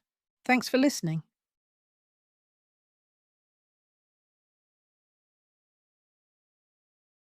That's right. Blonde hair, shoulder length, blue eyes, about 4 foot. Love heart 90. Listen, I know how this sounds, but I swear to you, I am a good mother. I'm sorry if I'm rambling. I haven't slept, okay? You said you need everything I can remember, right? So, here it is. We only moved in a couple of weeks ago. We found it on Facebook Marketplace. It was cheap rent, no deposit. Too good, I know, but I needed out. Out of my head, out of my town. I was spiraling and desperate. I'd found a new job here really easily, so it was a fresh start. It was just me and my daughter May. She's 8. And our poodle, Butch. Yeah, I know, but he's harder than he looks. Well, he used to be. Sorry. Yeah, right, so the first night, I tucked May into her room. It's small, but bright. Pink curtains, her favourite Labubus lined up on the shelf. They're really creepy, but she says they're an investment. I mean, it's cozy. How she wanted it. I was trying to make it feel like home for her. But around midnight, that first night, she crept into my room. She said, "There's a lady standing in the corner. She doesn't have any eyes." I was still half asleep and I was like, "In your dream?" But she shook her head. She said the lady was just standing there, not saying anything, just watching. I'm no hero, not even for dream ghosts, so I just told her to get in my bed. It was going to be my first day at my new job the next day, and May's first day at school, so we needed to get a decent sleep. In the morning though, when May was busy with her breakfast, I gave her room the quick once-over. Obviously I didn't believe in ghosts, or anything, but I was just checking for things that could, resemble things in the dark. A dressing gown over a chair, or a pile of laundry in the corner, that sort of thing. But there was nothing there. No sign anyone had been in the room. I even checked the wardrobe and under the bed, just to be thorough. I didn't say anything to her when I came down. She seemed fine, and I didn't want to remind her if she'd forgotten. But once that night came, it was the same thing. She comes in, all shaky and teary-eyed. There's a lady with no eyes in the corner. This time, I get up, switch all the lights on as I go, like I say, no hero, but when I get to her room, there's nothing there. She's behind me, pointing in the far corner. "There," she said. She was just there. There's a corner in her room. Even with the lights on, it's still quite ominous. I guessed it was just like, the angles of the house and stuff. But I could see how it probably would have looked extra creepy in the dark. I told myself that I would do something with it the next time I was off, make it extra friendly somehow. I let her sleep in my bed again that night. She was really unsettled, but I reassured her. I told her it was a shadow, a trick of the light, stuff like that. Stuff you tell your kids, right? At that point, I just thought the move had probably unsettled her. We moved quite quickly, you see. It was just after the funeral. She's been through a lot. But this went on, and on, and on. Every night, same thing. For the next week. I tried to be understanding. I tried to put myself in her shoes. That's why I let her continue sleeping with me. But in all honesty, it was getting hard. And to make things worse, I'd actually tried to make things better quickly, but the stuff I'd ordered to sort out her room was missing in the post, apparently. I rang the post office to see where the hell the stuff was, and they had the audacity to turn around and say they had tried to deliver, but a woman had refused delivery at the door. So they'd sent it back to the warehouse. That is not possible. Only me and May live here, and Butch. So, I had to wait until I got my full day off. So, I go down and get the stuff when I get this day off, and, well, I got another shelf, and I got one of those dim night light things, you know, the plug-in ones. My plan was to make the corner bright and pretty and sparkly and everything girl. There was a socket in the corner, so that made things easy as well. I even put up the shelf myself. That no more nails glue really comes in handy when you don't have a driller. Long story short, it looked lovely when it was done. Later though, now I'm not saying there was someone in the house. I just don't know. So there was a crash. I was making coffee in the kitchen, and it sounded like the bloody ceiling was coming through. I ran up the stairs, and here's the shelf on the floor. Not just, oh, that no more nails shit was crap and it fell off. It was in pieces on the floor, like someone took a sledgehammer to it. It was a good shelf. Like I say, I'm a good mum. I don't cheap out on my kids' stuff. So if it had fallen off, it may have cracked, but not that. To add insult to injury, on its way down, it must have clipped the nightlight. So that was on the floor, smashed too. But one of the little pluggy bit things was still in the socket. I'm not daft. The UK might have the safest sockets in the world, but I know if the top hole is jammed open, you're in bother, right? So, Andy, my late husband, he was an electrician, so I know not to touch things like this. So I go around to next door, and the man there, John, John, he came round and did his man thing and got the prong out. I told him the story about May and what was going on, and to be honest, he looked uncomfortable. Well, to be honest, he looked uncomfortable as soon as he stepped in the room. It was probably because he didn't know us, but I don't know. Sometimes people just know something's off, don't they? So anyway, now I'm back to square one. Creepy corner 1, me, nil. This was Friday, so I thought I'd play it a little different with May. I ordered a pizza, we watched a film, I let her stay up really late. I thought I'd tire her out and that'll be it. No luck. 2 a.m. on the dot, she's in my bedroom, same thing, same lady. I like my space. Ever since I lost Andy, I need to be in bed alone. I can't stand feeling that weight of someone next to me now, knowing it's not him.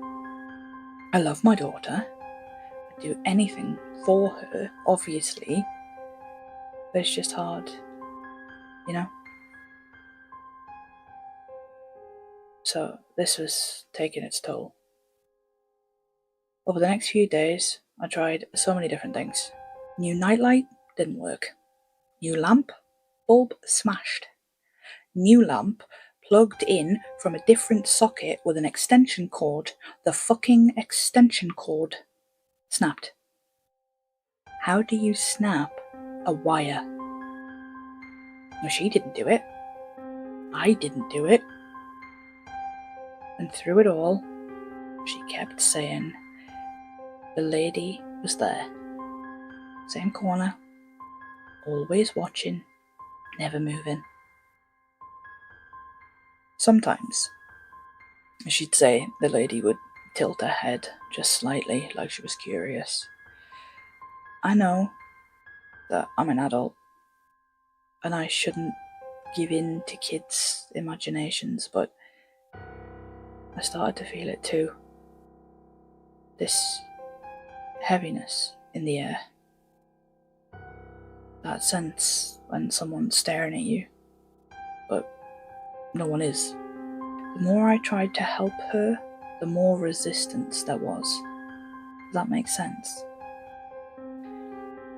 I started to think that maybe, it sounds cruel now, but maybe May was sabotaging my efforts so she could be with me. That's the only thing it could have been, really, right?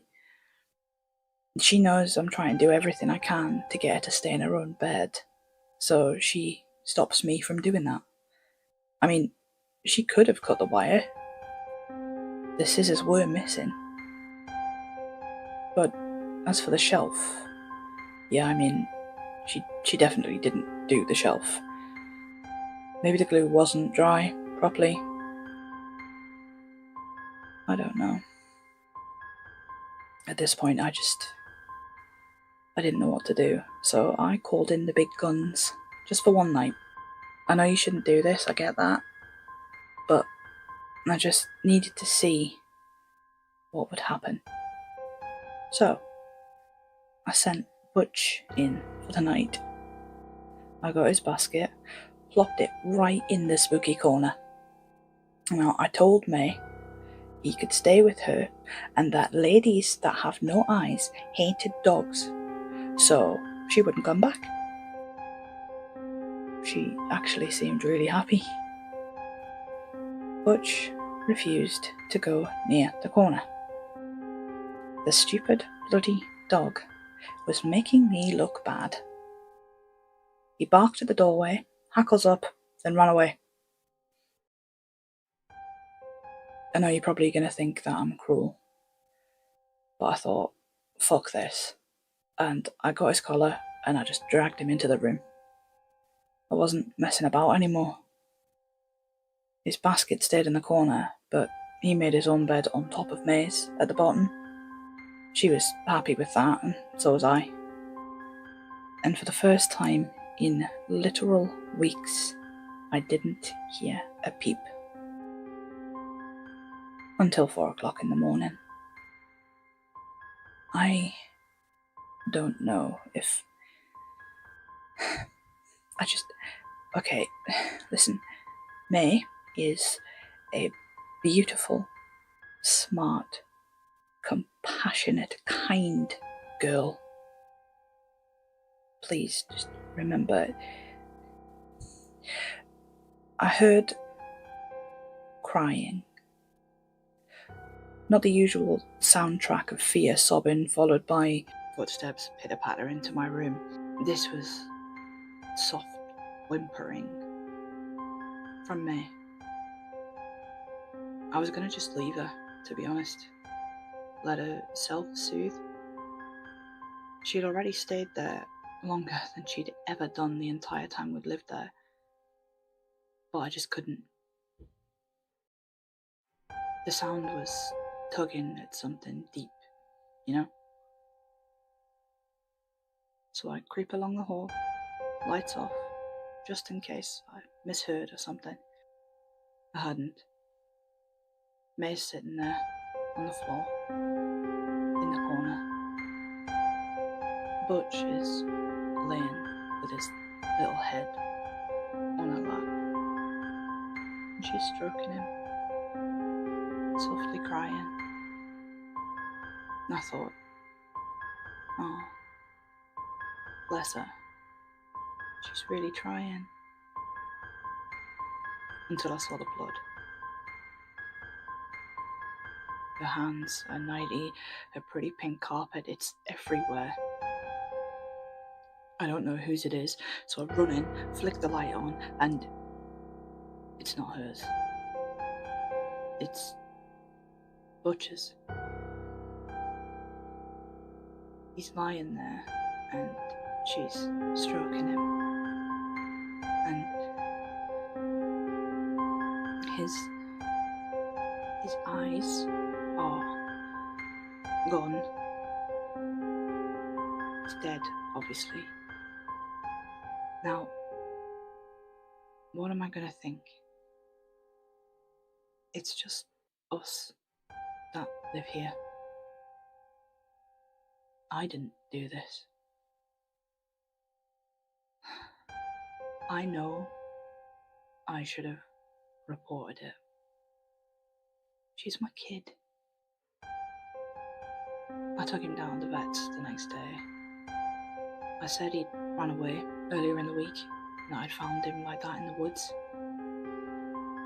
I thought they'd just cremate him for us, but I'm guessing that hasn't happened yet. She's a good kid. She's just... I asked her why she did it. She said it wasn't her, obviously. She said it was the lady with no eyes, and that she did it because she didn't like dogs. I know, I had said that to May earlier that evening. Thing is, I looked everywhere. And I couldn't find Butcher's eyes. So I booked her an appointment with a private psychologist. I did try the NHS first. I told the receptionist about May's nightmares. I didn't want to go into too much detail, but they insisted I come in first for an initial visit before they even saw May. I wanted this done quickly. This was gonna waste time. I wanted to help her now, so I just paid for it privately. There was a short waiting list, but at least she would get seen by someone in a few days instead of a few months. In the meantime, I just stopped bringing it up. Everything. The lady, the dog. I didn't want to feed it. I thought I could manage on my own until the appointment. Then came Thursday. The car wouldn't start, which meant I was late for work. My phone was dead, so I couldn't call work. My first few weeks on the job, and I already looked bad. When I got home, the kitchen light kept flickering, and when I went round to see if John could help me, he wouldn't. No explanation. He just shook his head through his front door. By bedtime, I was done. Exhausted, frustrated, whatever you want to call it, I was over everything. When May came in with a blanket and asked to sleep in my bed again, I snapped. I didn't mean to. I told her she had to sleep in her own bed, that she was growing up, that she was safe, and that ghosts weren't real. She didn't even argue. She didn't cry. She just nodded and said, "Okay, Mummy." That was the last thing she said to me. The next morning, her bed was empty. At first, I thought maybe she'd got up early, went to the bathroom, or wandered downstairs, but the house was quiet. I checked every room, every cupboard, called her name until my throat hurt. I even checked the garden and the shed. The neighbours, the bloody neighbours, he didn't even want to help me look. He told me to get help. That's what I was trying to do, the selfish fucking prick. So I rang the police. They came quickly, checked the house, the area. They asked if there was anyone who might have taken her, any custody issues, any history of running away, stuff like that, and I kept telling them she was scared, she wouldn't leave. She couldn't have just disappeared. I begged them to check her room again, to stand where she stood, to look in that corner. I could still feel it. The cold spot, the wrongness. They didn't believe me. Of course they didn't. They spoke with John. I told them how weird he'd been acting. I told them that man had been into her room and that he knew the layout. But from there, they liaised with the police from our old village. And that's when everything stopped.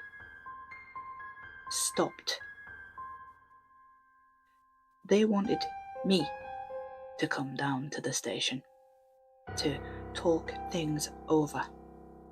Like they were turning on me, like I'd done something wrong. I am a good mother. Don't tell me to calm down. Why am I here? You've stopped looking for her. You should be looking for her. I've told you everything. Everything, time and time again. You can't tell me she never existed.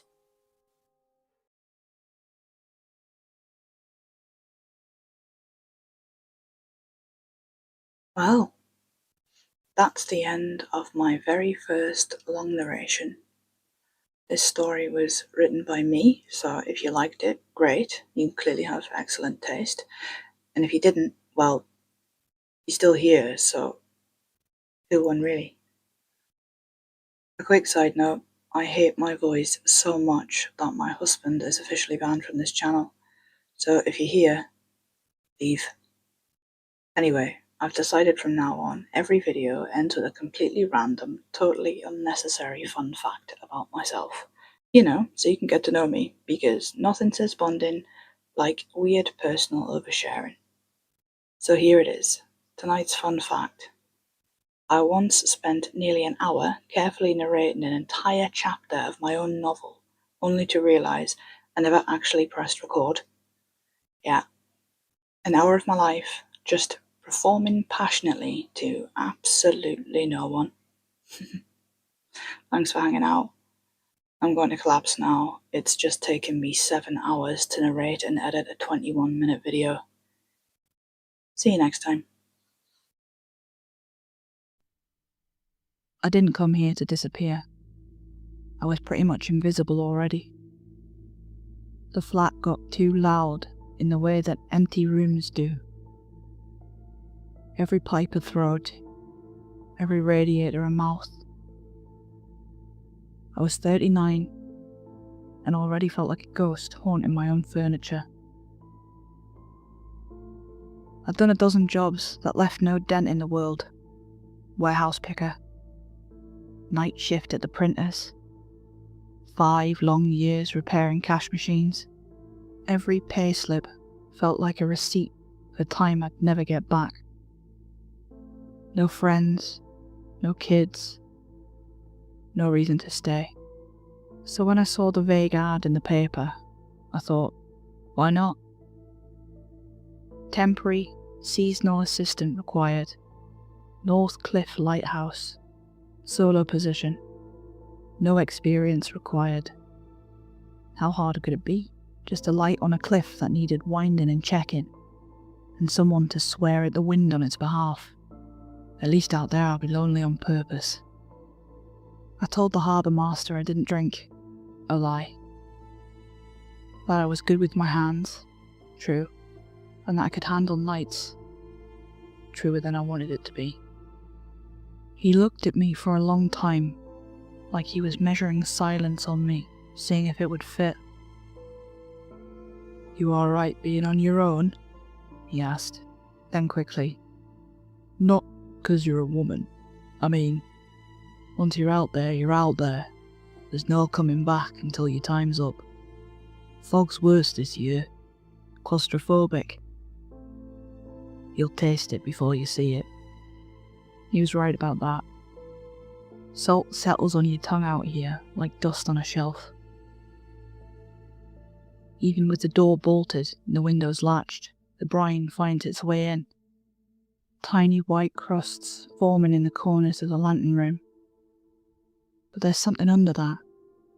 The air tastes metallic too, like licking a coin or biting a split lip.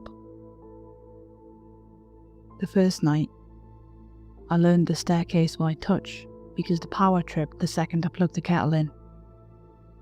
The cast iron treads were cold enough to sting. The trick is to lead with your palm, not your fingers. Saves you from cuts and splinters. Halfway up, there's a postcard-sized window. You have to lean close to see through it. And if you press your cheek to the stone, it'll steal your heat like a debt collector. Now I keep real thermal gloves stashed everywhere, and a thermos of coffee on the shelf. Next to it sits a logbook, angry, cramped handwriting, stretching back decades from what looked like hundreds of keepers. The entries read like prayers. Wound at 9:05, cleaned mantle. Horn at 12:30, 1:30. Wind southwest, 18 knots. Fog persistent, fog persistent, fog persistent. There's a comfort in tasks that have edges. Check the bulbs, wind the clocks, clean the glass. When the lamp is lit and the lens begins its slow rotation, the whole room changes, as if the tower takes a breath and remembers why it was built. The brass warms. The glass blurs and clears, blurs and clears. Every 70 seconds the beam passes, and the world outside appears in a white slice, spray leaping from the black rock, the cliff path slick and mean. Onshore, the town is just a smudge of orange, the sodium lamps tucked into the fold of the headland. At first, I didn't care that I couldn't get back. I didn't want to go back. Out here, it's me, the machinery, and the sea making its long arguments against the cliff. Out here, no one makes you hurt. The horn is mounted lower, where the tower thickens like a throat. It isn't the cartoonish blare you hear in films. It's a deep animal note, more felt than heard. A pressure that rattles your ribs. When it goes, the glass trembles in its frame. The tea shivers in your mug, and you taste brass in your mouth. I sleep in the watchroom, on a cot older than my mum. Sleep is a generous word. The mattress has a ridge down the middle like a fence. I padded it with forgotten coats and flattened cushions from the room's only armchair. It's good enough. Better an uncomfortable bed here than an uncomfortable silence at home. I keep telling myself I came for the peace, but the peace here isn't quiet. The weather has teeth. The first week, I played games with myself to keep from thinking too loudly. I'd count the steps, 78 to the lantern room, if you skid the cracked one. I tried to drink my coffee before the next sweep of the light caught my face. I timed the horn blasts to the second, and reward myself with a biscuit when I hit 3 in a row. On the 5th night, I started hearing water where there wasn't any. Not the roar you'd expect from the sea. This was smaller, meaner. The sound a tap makes when you didn't turn it off quite enough. I hunted it with a torch, ear to the pipes, hand to the walls, following that thin silver noise down into the surface level where the stone smells like damp metal and mould. Dry. Everything was dry. But the sound threaded the night all the same, just at the edge of thought. Like a song you hate stuck behind your teeth. I wrote it off as the wind working some loose sash. I logged it as if naming the thing would make it behave. 1010, dripping noise.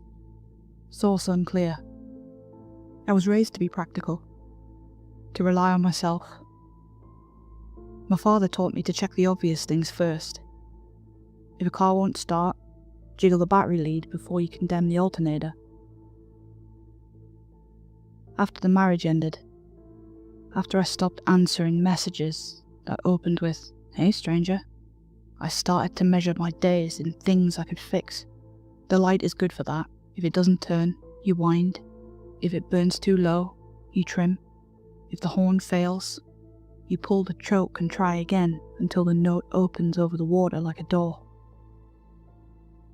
Sometimes, between the horn blasts, something like quiet falls. You hear the tower settle, your blood in your ears, the sea rearranging stones below. Sometimes, if you let yourself, you can almost believe the fog is just weather, that it isn't watching back. On the 7th night, it came in thick. I tasted it on the stairs before I saw it. The air went soft and damp, my arms sugar-coated with salt. The lantern room fogged from the outside like a breath on glass. The beam pushed through and carved a tunnel of light in the murk. Everything beyond erased. The horn note wobbled, then steadied like a throat clearing. I don't scare easy, not bragging. You can teach fear to stand in the corner if you give it enough chores, but there's a kind of wrong that doesn't arrive with bangs and screams. It pads in, makes itself at home in the parts of your brain that keeps lists. It makes you doubt your own edges. Close to midnight, I was standing with my knuckles on the rail, watching the beam make its slow sweep, when I felt it. A change in the room that wasn't temperature or sound. A prickle at the nape, an itch in my teeth. That childhood sense that someone just said your name in a room you haven't entered yet. The light slid across the fog, and for a heartbeat the world sharpened like a knife on wet stone. The tunnel showed nothing but vapour and white noise, particles racing like snow in a torch beam. The light moved on, the room exhaled, my shoulders loosened without permission. And somewhere below me, out on the galley in that thick white, something tapped against the metal rail, sharp and deliberate. Not a bang, not a jump scare I probably deserved. 4 neat taps, patient as a metronome. I told myself it was grit or pebbles, maybe kicked up by the wind or flung against the rail from below. A stretch, but easier than admitting what it sounded like. I wrote none of it in the log. Instead I wrote the tasks, small anchors against large weather, cleaned prisms, checked bulb housing and backup wiring. Horn, 12 AM, 12:30 AM. Fog persistent. When you're alone long enough, your thoughts have your back. They say sensible things, sometimes. They keep their hands in their pockets. That night they were unusually kind to me. It's rocks, they said. It's wind. It's the tower stretching its bones. Nothing to do with you. I made another circuit of the stairs. Palms leading the way. The rail slick and honest under my skin. Back in the watch room, I tried to sleep. The padding giving me no relief from the thin mattress ridge digging into my spine. I listened for the drip that had now become a lullaby and found none. So I lay there, awake. The horn beat the hours like a slow heart, and the beam kept time on the walls. I told myself I'd check the lantern glazing in the morning. I told myself there was no below me, really. Only air and the black percussion of the sea. I told myself anything that might make the hair on my arms lie down. But the next pass of the light brought the same electric feeling along the back of my neck. And the pass after that brought the taps again. Metallic, rattling up through the rail in my hands. 4. Exactly 4. like an answer. I didn't touch the logbook after that. I stood with the beam at my shoulder, the horn rattling my ribs, the taste of brass in my mouth. Very quietly, I counted my breathing until dawn made a weak suggestion at the window. The fog didn't lift, it just pretended to be thinner when the morning could see it. When I finally unlatched the door and stepped out onto the gallery, water beaded on my eyelashes and salt stung a cut I don't remember earning. Down below, the rocks were greased black, kelp combed flat by the tide. The rail where the tapping had sounded was empty, slick with damp, wearing nothing but a skin of condensation and a dusting of salt, the way it always does. I told myself a new lie, that sleep, and only sleep, would fix this. That night, the foghorn felt heavier in my hands. The note went out over the water like a hand laid on a shoulder, and for the first time, when it died away, I listened not for silence, but for an answer. By the second week, I'd stopped marking the days properly. The logbook was supposed to keep me straight, but the handwriting had already started to slip, neat rows turning into jagged scrolls. I'd catch myself writing the wrong hour or repeating the same line twice, as if time had folded in on itself. I tried to blame it on sleep, and the truth is, I wasn't sleeping. Not really. I'd shut my eyes and hear that rattle on the rail, feel the vibration in my bones, wait for it to come again. Sometimes it did. Sometimes it didn't, which was worse. I thought I saw something stranger than the fog one early afternoon. A white bird on the gallery rail. Too bright against the mist. Very out of place. It tilted its head at me, sharp and knowing. It was the most unusual crow I'd ever seen. I tried to creep closer to get a better view, but it slipped back into the fog, as if it had never been there. I told myself it was exhaustion, but I kept waiting for it to come back. The fog never left. It thickened and thinned, like a long-drawn breath, but it never let go of the tower. During the day, it was a dull white sheet, the sea and sky erased. At night, it pressed close, blackening at the edges of the lamp's tunnel, and I swear it pulsed with the horn like a thing alive. I started keeping a second notebook, hidden under my cot. Not the official log, just scribbles of things I couldn't bring myself to record in neat ink in fear of being branded crazy. Tap, 4 times, 2:15 a.m. Heard footsteps on the gallery. Checked. Empty. Foghorn vibrated before I touched the choke. Something whispered back. That last one I tried to cross out so hard the paper tore. The strangest part, I still did the work. Bulbs checked, glass cleaned, gears wound. I still boiled the kettle, still counted the steps, still rationed my biscuits like a kid saving sweets. But the edges of my world had started to blur. Sometimes I'd walk the stairs and find myself at the wrong level, unsure if I'd gone up or down. Sometimes I'd catch a reflection in the lantern's glass and think there was someone else in the room. On the 9th night, I saw them. Not clearly, not the way I wanted, just a smear of shape in the beam's sweep. But it wasn't a gull or spray or a shadow, it was taller, straighter, a human outline standing where no footing should exist. Just fog and air and the drop to the rocks. By the time the beam came round again, it was gone. I didn't log it. I barely trusted myself to think it. The next night, there were 3.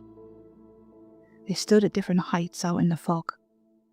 Far enough from the tower to make no sense, but close enough to see. Perfectly still. Perfectly wrong. My stomach turned like I was in free fall, but I couldn't move. I gripped the brass rail until my hands went white.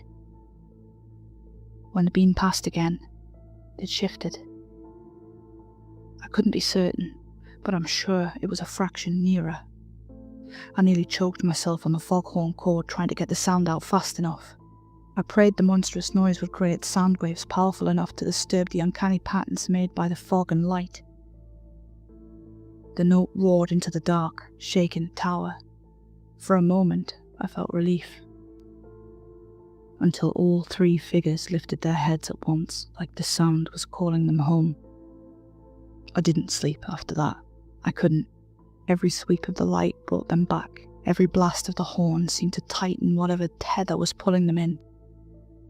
I sat with my back to the wall, mug of coffee clutched like a weapon, whispering bargains to myself.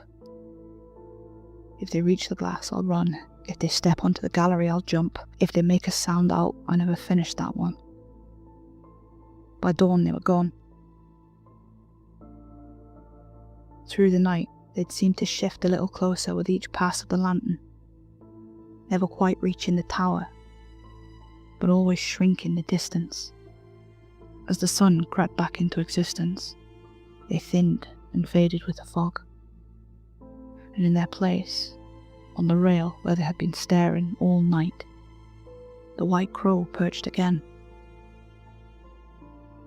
He tilted his head, watched me in silence before vanishing back into the fog as if it had been bearing witness this entire time. By the third week, I'd stopped pretending this was routine. The tower ran on its own rhythm, light turning, horn groaning, gears ticking, but I was the one falling out of sync. My hands shook even when they weren't on the rail. My coffee tasted like brine. My own reflection in the lantern glass startled me more than once. The second notebook grew messy. Sentences trailed into nonsense. Words scrawled at angles I didn't remember writing. Pages smeared where my hand had sweated through the ink. One night, I woke with the pen still in my fist. A line etched over and over until it carved the paper. They're closer. The fog pressed tighter, damp clinging to my clothes. The whole tower felt smaller. I paced the stairs to keep myself awake, but more than once I reached the landing and couldn't tell if I was climbing up or down. Once I circled and circled, breath ragged, until I realised I'd been walking past the same window slit for nearly half an hour. When I leaned out to check, there was nothing but blank fog, nothing except the faint scrape of something against the stone. I stopped opening the logbook entirely. What was the point of writing bulb checked or gear wound when the real notes were carved into my bones? The figures returned night after night. Each time the sun fell, they were back in the fog, always starting from the same impossible distance as if rewound by dawn. And each sweep of the lamp drew them forward again. The figures were no longer just outlines. On the 12th night, the beam caught the pale suggestion of faces, blurred, waterlogged, but watching. Their posture was wrong. Heads too still, bodies leaning just enough to look like they were falling without ever touching the ground. Each sweep stole another fraction of a distance. I swore I saw breath pluming in the cold when the light brushed them. The horn betrayed me worst of all. I pulled the cord, and instead of repelling, the vibration came first, shivering through the rails, crawling up my chest, and then they shifted, all of them, as one, like the horn had given them permission. I stopped blasting it for a time, but the silence was worse. I could feel them waiting for it, like dogs starved for a whistle. That was the night the white crow came back. Not at dawn this time, but deep in the hours before morning. I found it sitting on the gallery rail, feathers glowing faint against the lamp's beam. It didn't caw, it didn't move. Just tilted its head at me, eyes as dark as the fog behind it. For a second, I thought if I leaned close enough, it would speak. I don't know why, but I whispered to it. I asked it what they wanted. Asked it if it was here for me. Asked it if I was supposed to keep the light burning or let it die. The crow blinked once, and then the fog swallowed it. By dawn, the figures had retreated again. The white crow returned with the morning too, perched on the rail like it owned the place. I'd started leaving scraps of bread for it. Offerings, maybe. I couldn't tell if it was an omen or a protector. But since the figures hadn't stepped onto the gallery itself, I let myself believe it was keeping them back. Hoping it was. But even after dawn, the rail seemed to hum faintly, like it had held on to something that wasn't mine. Not the horn this time, something else. I couldn't shake the sense the tower itself was carrying their presence forward, holding a trace of them that would only end once they were inside with me. By the fourth week, the tower didn't feel like mine anymore. It felt borrowed, or worse, shared. The air inside was never still. The walls had a pulse I could feel through my palms when I leaned against them. I'd wake choking on panic, certain something was in the room with me, a terror that makes you bite down on your own fist to keep quiet. My thoughts whispered that there was no need for silence, that I was alone. But the dread clawing at my chest told me better. That I was far from alone. I stopped pretending the figures came and went. They reset, yes, but the rail still hummed each morning, like it had carried something up from the fog. I knew they hadn't left at all. They were just waiting for a chance to start again. Every dawn felt like a reprieve I hadn't earned. There was no question of leaving. The tower sits on a rock cut off from the mainland. The supply boat long overdue. The cliff path drowned under fog. I tried the radio more than once, but the harbour master's voice never sounded surprised.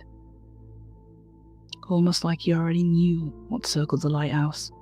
Every call ending the same way. Him telling me to keep the lamp turning, then cutting the line.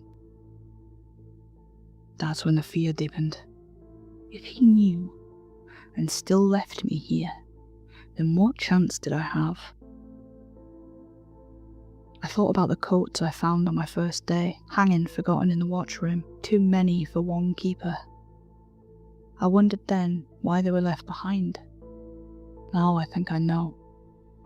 I imagine their owners running down these same stairs, pressing the same rails, whispering the same promise to themselves, till the night took them too. The white crow came back every dawn without fail, eyes fixed on me while I placed bread on the rail. The first time it ate, I thought I'd imagined it. The second time, I watched crumbs tumble from its beak and scatter into the mist. I didn't know if I was bribing a guardian or feeding a harbinger. But either way, I couldn't stop. The ritual mattered to me now. If I kept the crow fed, maybe it kept the gallery safe. Maybe. But safe didn't last. On the 15th night, I heard them through the stairs. Not outside, not in the fog. Inside the tower's bones, as if the sound was being carried up the iron itself. My throat closed, my torch beam shook so hard I could hardly keep the light steady on the steps. Every instinct screamed at me to run, but where to? Down into the dark? Up to the lantern room with nowhere to hide? Air was damp and sour in my mouth. Nothing there, nothing but the faint echo of weight where no one should be. I pressed my ear to the rail, and the vibration that came back wasn't the steady thrum of machinery. It was a rhythm. 4 steps. A pause. 4 steps again. I ran the rest of the way down, heart punching against my ribs, half expecting to feel a hand close on my shoulder. Every time I stopped to listen, silence filled the gap. But when I touched the rail, always the rail, it carried the memory of footsteps that weren't mine. A memory you can't scrub out. The crow didn't appear that dawn. I left the bread anyway, hand shaking so badly I nearly dropped it. The thought of losing even that thin comfort made my stomach hollow with dread. On the 17th night, the figures were so close I could see the glisten of water running from their hair. They leaned against the fog as if it were glass, pressing towards the tower. When the beam cut across them, their heads lifted in perfect unison. Not fast, not jerky, just a slow tilt, like they'd been waiting for me to look. My teeth ached from clenching, my breath tearing at my throat. The silence between the horn blasts felt like held breath. Mine or theirs, I couldn't tell. I kept thinking, if I breathe too loud, they'll hear. By the 20th night, I'd stopped writing completely. The notebook sat in the watchroom drawer. All I had left was muttered promises to myself. Stay awake, keep the light moving, feed the crow. Don't let the rail go quiet. Because when the rail finally goes still, I think it'll mean they've stepped inside. By the 5th week, I was barely human. My body ran on seconds of sleep stolen at the desk, head snapping up at the smallest creak. I tried everything, piling coats against the door, wedging tools through the handles, even dragging the cot across the floor as if flimsy metal could stop but moved in the fog. None of it helped. The tower was never mine, never safe. Nights had become something I dreaded with a sick, sinking weight in my chest. I would sit staring at the lamp, wondering what would happen if I simply let it go dark. If I killed the beam, the figures might lose their path, but ships out to sea would lose theirs too. How many sailors would wreck against the rocks if I chose myself over them? The thought made me sick, but the temptation stayed. The tower itself felt like a trap. Every wall pressed inward, every stair twisted tighter. I barely recognised my own voice when I muttered to myself, raw and rasping from nights without rest. Coffee did nothing. Fear had chewed straight through the caffeine, leaving me wired and hollow. The figures no longer waited in the fog. They had crept beyond their usual stopping point. They pressed right to the edge of the gallery, only a sweep of the lamp between us. When the beam moved on, they shifted forward, bodies leaning into the metal rail as if testing it, weight dragging against the iron. Their outlines were warped by the fog, faces pale and waterlogged, hair plastered against skulls, clothes hanging in strips that fluttered without wind. Their eyes glistened too dark, too steady, fixed on me no matter how the beam moved. And worse, I recognised them. The pale features, the soaked uniforms, the warped faces were the same as the staff photos still hanging in the watchroom. Men and women that should have been long gone now stood outside, dripping and silent, staring in. I could hear the scrape now, groaning as if the rail itself might give way. On the final sweep of the lamp before dawn, I saw them on the gallery itself, right outside the window. One had its hand pressed flat against the glass, water trailing down its fingers, while another hovered inches from the door handle. I pressed myself against the far wall, too terrified to move, lungs locked tight as if even breathing might draw them in. Every time the light passed, they froze again, mannequins posed by a cruel hand, and every time it moved on, they edged closer. The crow came later that morning.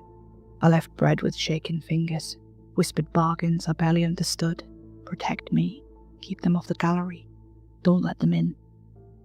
The bird never answered, only watching with that tilted head, feathers glowing too bright against the grey. The harbour master stopped answering my calls, just static now hissing in my ears. Sometimes I thought I heard voices under it, muffled and distant, like others calling from the fog. I snapped the radio off and shoved it in the drawer with the notebooks. When I did, a loose scrap fluttered free, torn from a page not written in my hand. The handwriting was tight, frantic. It read, "The sea needs to eat. The lighthouse is the plate. The foghorn is the dinner bell. These figures are..." The line ended jagged, ripped short. I stared at it until the words blurred. I know tonight's the night they'll get in. They want me to go with them, to feed the sea, or whatever waits inside it. I have two choices: accept my fate and join the others, or kill the light and doom the sailors who trust me to keep them safe.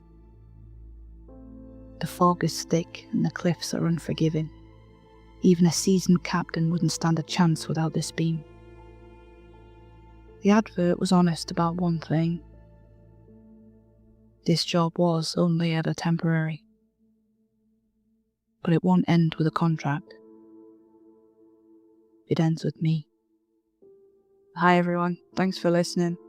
If you enjoyed it, don't forget to like, comment and subscribe. It helps me keep the light burning and the stories coming. Here's tonight's random fun fact. Did you know crows can recognize human faces and even hold grudges? Scientists found that they'll remember someone who wronged them for years and even teach other crows who to avoid. So maybe leaving bread for that little white crow wasn't such a bad idea. Good night.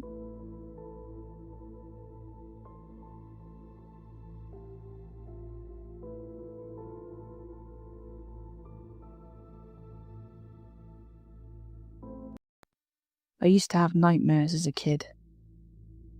Not the kind that fade when you sit up and remember where you are. Mine arrived the same way every time. Like a ritual I couldn't stop. The floorboards would creak once, as if someone had placed a foot beside my bed.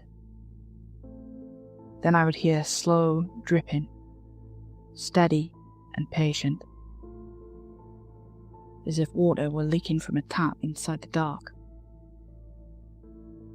I would hold my breath and count the drips and hope they would stop. They never did. After the dripping, he came. The grey man.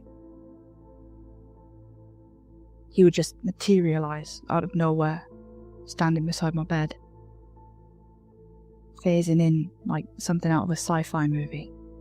If he stood up, I knew he would be taller than the doorframe. His skin was the colour of ash, and where his eyes should have been were just two empty pits. His mouth was a thin line that would sometimes open into a wide smile, showing rows of too many teeth. He would tilt his head and look at me like I was an item he was deciding whether to buy. He never climbed onto my bed, like you hear in some sleep paralysis dreams. He would crouch low next to me, bring his face close to mine, and breathe in, as if he was smelling me the way you smell books you loved as a child. Then his long hand would slide down, and with an almost gentleness that made it worse, he would take my ankle and pull me under the bed. Under there was no carpet, no wood. There was a place that didn't belong in the house at all. The air was hot and thick. It tasted like coins left in your mouth too long. Heat rolled up from the ground, and it made my eyes water. He would drag me by my ankle along the rough dirt. It was pebbled with little shards and seeds, and it cut my back and arms.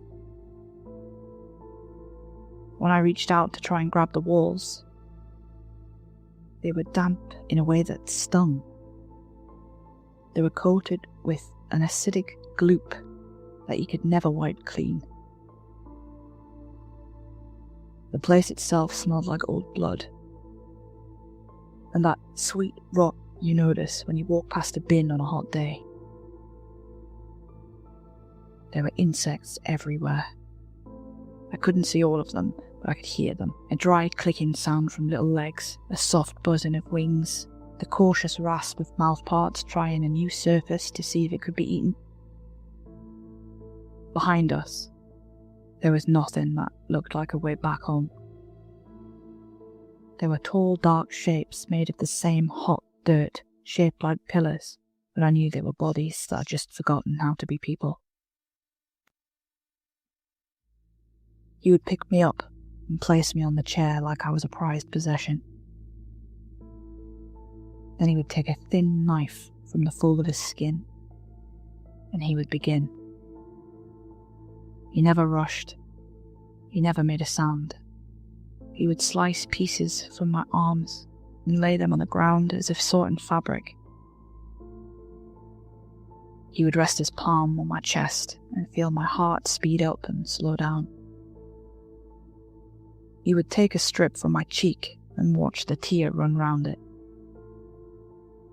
I begged him in the way children beg and promise to do better, but he'd just tilt his head as if memorizing the noise. He would never stop. He never showed any emotion, no joy, no anger. In those dreams, I remained alive when I shouldn't have. There were times when the only part of me left was my head. I could feel the dirt under my tongue. I could feel the insects trying the corners of my mouth and then changing their minds. I could smell the heat. I could see him as he bent close and for a moment set his forehead to mine. Then I would wake up with my jaw cramped and my throat raw from air I must have swallowed while I screamed without a sound. My parents did what they could. They never used words like cursed or haunted. They used words like specialist and appointment and therapy. I drew the grey man for a woman with a calm voice who didn't look at my drawings when I handed them over to her, but always took a moment before she turned to paper. I learned breathing exercises. I learned to plant my feet on the ground and list 5 things I could see. The dreams didn't stop at once, but they frayed at the edges. Then they came less often, and I grew taller. I learned to put my hand on the bedroom light switch before I went to sleep, so I knew it was there. And when I left for college, the dreams, they didn't follow me. I told people I was a nervous kid who just grew out of it. That was mostly true. I'm an adult now. I pay my bills on time, I have a decent job, a flat that's more tidy than messy, and there's nothing in my life that looks like a horror story if you glance at it from the outside. Last week, I went to the fun fair with Beth. She's the sort of friend you can talk into trying food you don't recognise, and rides you claim to hate. We wandered through the lights and the noise and the smell of hot oil. Then Beth's eyes fell on a fortune-teller's tent set up near the far fence. It looked like it had been pitched in a hurry. The canvases didn't match, the guy ropes were all assorted colours. It was dark inside and very quiet, as if sound didn't want to sit in there. Beth wanted to go right in, but I didn't.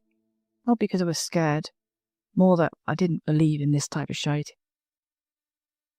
But she said please. And it was the only thing there without a line, and I was thinking about donuts. The woman inside looked like she'd stepped straight out of a cliché. Shawls, bangles, long grey hair. But what caught me wasn't her. It was the bird. A white bird. Perched on her shoulder.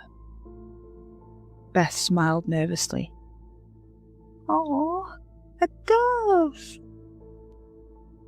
The woman didn't look up from her cards. "Not a dove," she said, her voice melodic. "A crow." I squinted. "It's white." That's when she finally met my eyes. Her smile, it didn't reach them. "Not everything white is innocent," Beth shivered, muttered something about it being pretty, and then sat down. She was first. She went first. The woman inside read her cards, asked her about her one true desire. Beth blushed and said something stupid about wanting a nice boyfriend. I laughed and muttered, Jesus, at least make it achievable, give the old bag a chance to fake it. Both of them turned and looked at me, the way teachers look at you, you know. Beth's turn ended with the rustle of a curtain of beads and the tiny chime of something metal. The woman lifted her eyes to me and asked me to sit. I didn't want to, but Beth gave me that look. The chair was lower than I expected. It made me feel like a child. The woman's hands were cool, and her thumbs were rough where she pressed them against my palms. I made another joke about props and smoke machines, but she didn't smile. Do not insult what listens, she said. Some things are bored enough to answer. I raised an eyebrow. She looked past me and then at me, like a doctor waiting for you to say where it hurts. I feel your resistance, she said kindly. That's because this isn't real, I snapped back. It's a joke. A tent in a mud pit funfair with plastic beads on curtains. You're not communing with the universe, you're just scamming bored people out of pocket change. Her expression didn't shift. She simply tilted her head bird-like. The white crow ruffled its feathers, as though it had heard me. Even a joke, she said, is heard somewhere. Great, I muttered. Tell the cosmos I said hi then. Her lips twitched into something that wasn't quite a smile. The crow shifted its claws against the shoulder, white feathers catching the lantern glow like bone. You'll laugh until it answers, she muttered. Beth shot me a look, the kind that said, Don't start. I leaned back in the chair and folded my arms. Fine, go on then, tell me my fortune, make it quick. The woman's gaze didn't waver. When you mock the door, she said softly, you invite whatever waits behind it to knock. Right. That's when she asked me my one true desire. I chilled for a minute. I didn't want to give the old woman a heart attack. I told her my life was fine. I told her I had enough money, enough work, enough friends for the kind of person I am anyway. Then I said the only thing that had ever been an honest wish for me. I said I wanted no more bad dreams. Her eyes went soft and far away. She let go of my hands and traced circles on the tablecloth with one finger. Then she said a rhyme. I remember it almost exactly. Grant this woman the power to see what's good and right and true. But where the light of goodness shines, the dark will see her too. I felt goosebumps on my arms. I covered it by rolling my eyes. I said something unkind about how she must do well on people desperate enough to be happy with a poem. She looked at me for a long time without blinking. Do not anger what you can't see, she said. It is patient. It can wait until you forget you spoke. We left. I had enough of that cryptic shit. I made a show of being hungry and moved the conversation to food. That night I dreamt I found a £50 note folded in the lining of my coat. In the dream it felt stiff and new, with the smell of ink and that slight waxy drag against my fingers. I didn't think anything of it and pretty much forgot the dream as soon as I woke up. But that day it was unusually cold for me. bitterly cold. I fished in my closet for my winter jacket and slipped it on. Halfway to work, I slipped my hands in my pockets for warmth, and my fingers grazed something hard. I pulled it out. It was a red envelope with my name on the front, still sealed. I opened it cautiously and lifted a sparkly Christmas card from the paper. One side read, "Merry Christmas, lots of love, Grandma, kiss kiss kiss." And on the other, a neatly folded £50 note was stuck to the side of it with tape.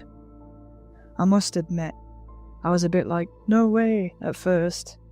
But then I thought, people forget to open Christmas cards all the time, right? Just a coincidence.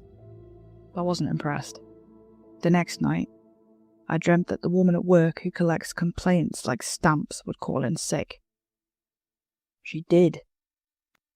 I told myself that one was almost predictable. She had coughed the day before. I must have subconsciously heard it. On the third night, I dreamt I was eating the most delicious bowl of strawberries and cream I'd ever eaten. In the morning, there was strawberries in the fridge. Now, I don't buy strawberries as a rule. I'll eat them in restaurants, but I won't have them in my fridge.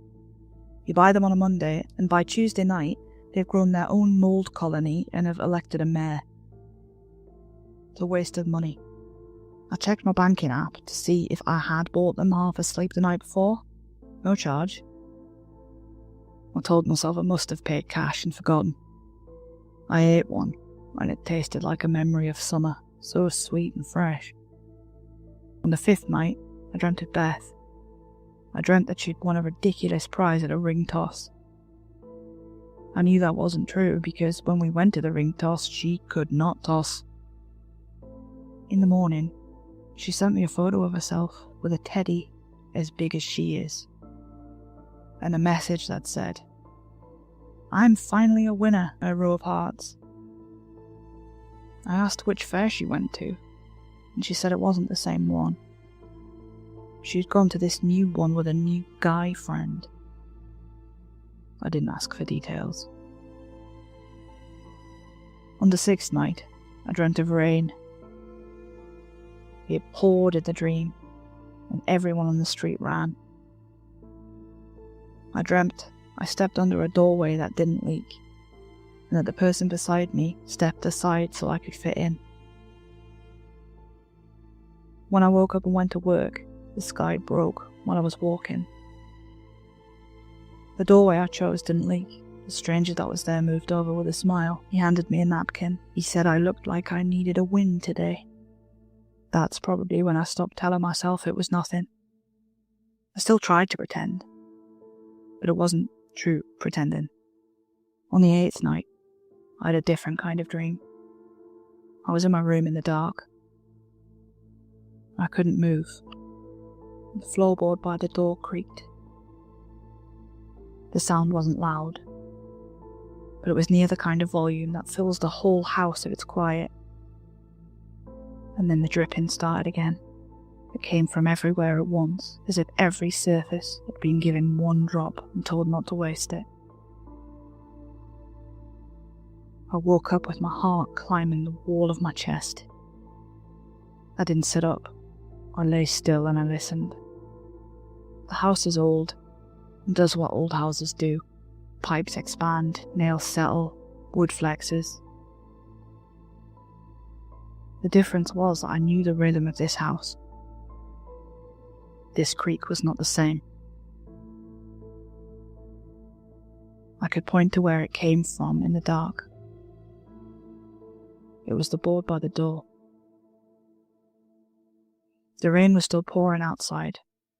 I could see droplets dripping steady from the window frame.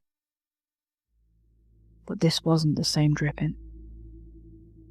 It was slow enough to make me count it, and then lose count. I could smell a dampness that didn't belong to a leak. I didn't go to work that day.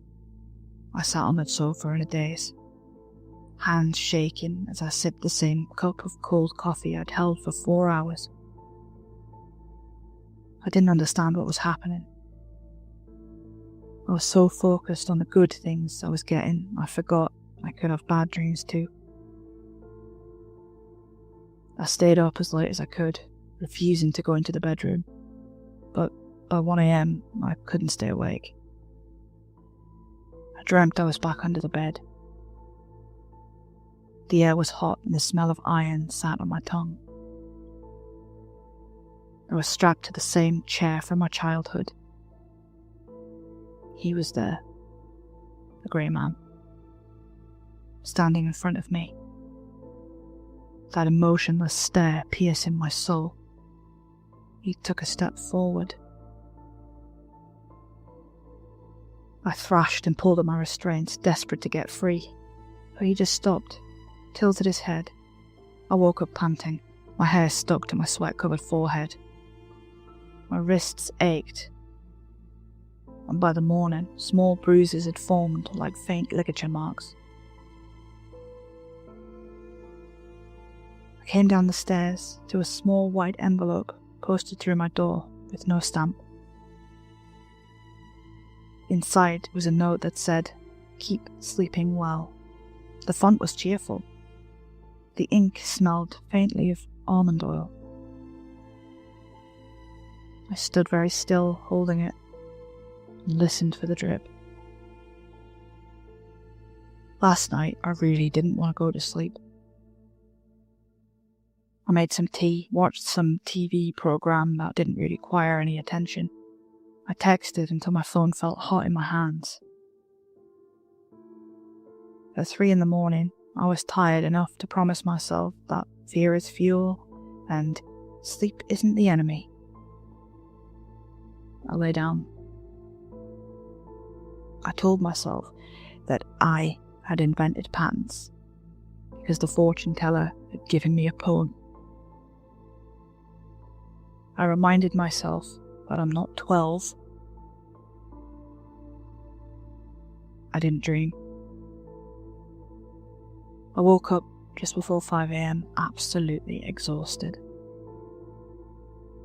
I lay there in the dark, willing myself to go back to sleep just a little bit longer. I squeezed my eyes shut, and that's when I heard it.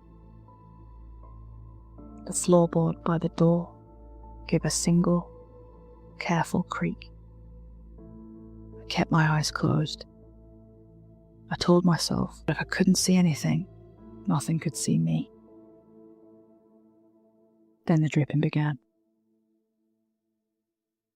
It was closer than it had been. I slowly opened my eyes, barely moving. I tried to look at the slot of dark under the bed. The smell of heat and metal pushed up and over the edge like a breath. I reached one hand out and placed it flat on the floor, only to prove that I could. The wood was cold. And then something in the dark below touched the other side of the board as if answering the gesture. The board lifted against my palm with the weight of a measured hand. I pulled my hand back and sat up. I clicked on the lamp. The room was the same as it had been. The tall bookcase, a pile of clothes on the floor, the curtains, the bed. I told myself not to be dramatic. The fortune teller had told nothing more than a fairy tale. She could have said it to anyone, and of course it would work sometimes, because the world's full of coincidences. I clicked the light off and tried to remember the therapist's advice from so long ago. My eyes grew heavy. 5 things I can see. Lamp, door, bed, blanket, book. 4 things I could touch. My blanket, my hair, my t-shirt, my nightstand. 3 things I could hear. My heartbeat, my breathing, dripping. 2 I could smell. Iron. Rot. 1 thing I could taste. old coins. No, I whispered. My eyes snapped open. The dripping sound was louder now, like something wet was seeping through the ceiling, except there was no stain or no leak. The smell, oh God, the smell. It filled my throat until I was swallowing it. It was the exact same as when I was a kid. Heat, dirt, the metallic tang of rust and blood.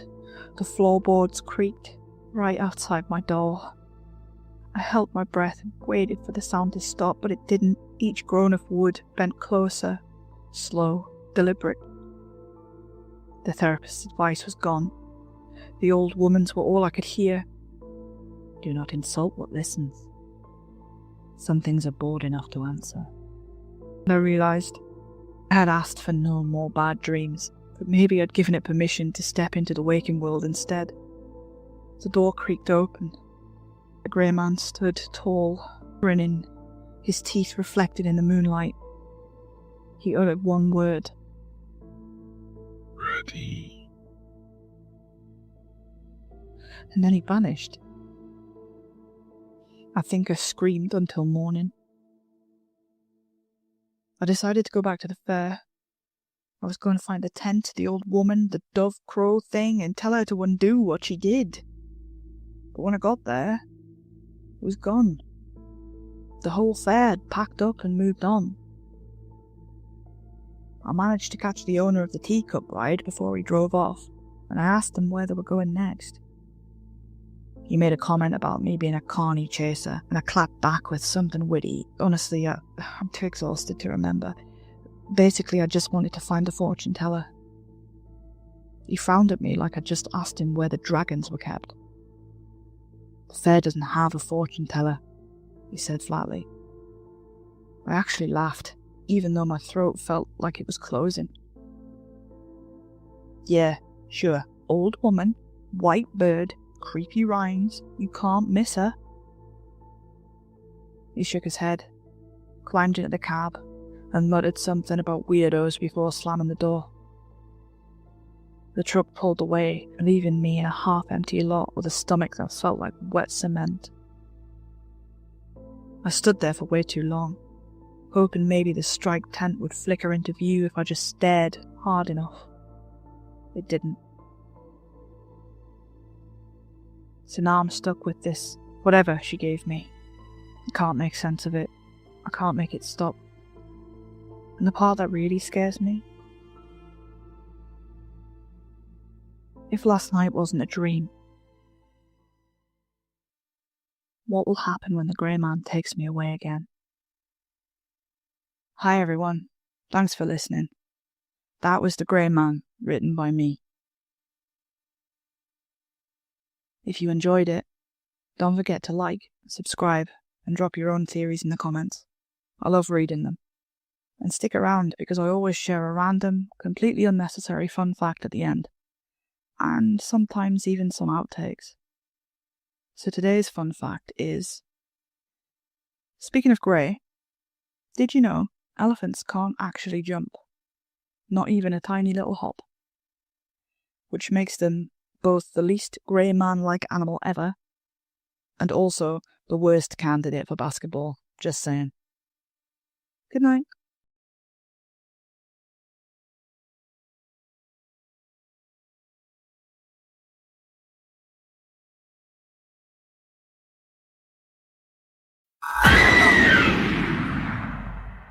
He first noticed something was wrong when the internet and phones died. At first, he assumed a blackout.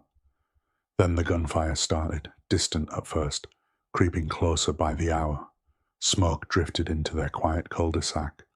Flames danced on the horizon. He was too afraid to leave. Martial law was still in place. Being caught outside would mean a bullet in the head. He kept the curtains closed, kept checking the phone for a dial tone. By week 18, the screaming started. Terror-filled and high-pitched, it echoed through the wall, separating his house from the Watsons. It was the children. Furniture slammed into walls. He could feel the vibrations. Peeking through the curtain, John checked for military vehicles. Nothing. If this wasn't soldiers, then something was seriously wrong. He unlocked the back door and quietly scaled the fence. The screams had stopped, but he continued toward their kitchen window, dodging forgotten garden toys. The window was just a bit too high. He flipped over a small tricycle and stepped up.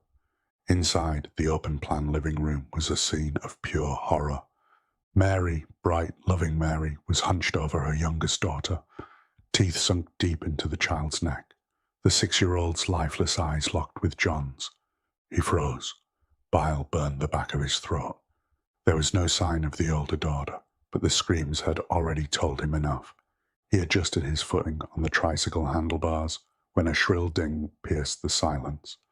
Mary's head snapped toward him. Blood-slicked, snarling, she lunged for the window, slamming herself into the glass. Her fingers clawed at the panes with a mindless rage.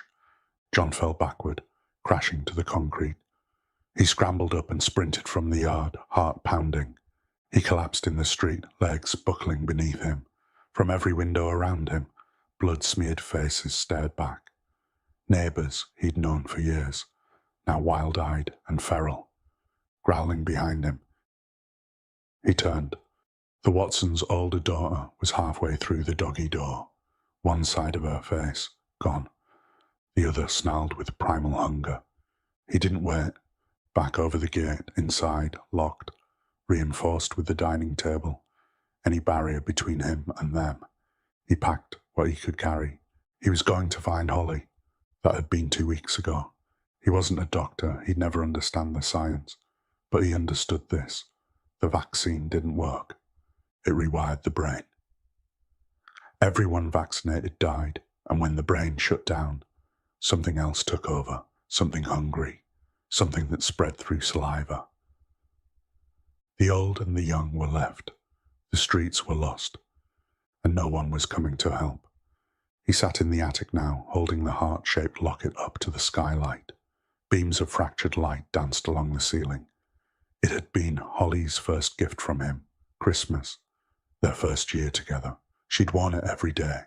He found it in an envelope, his name on the front dropped from the smashed upstairs window. He hadn't opened it before stepping inside. He should have. The second the door closed behind him, they rushed him. 3 figures, unrecognizable from what they once were. He prayed none of them were Holly. He fought through them, heading toward her room, but the door was splintered, broken.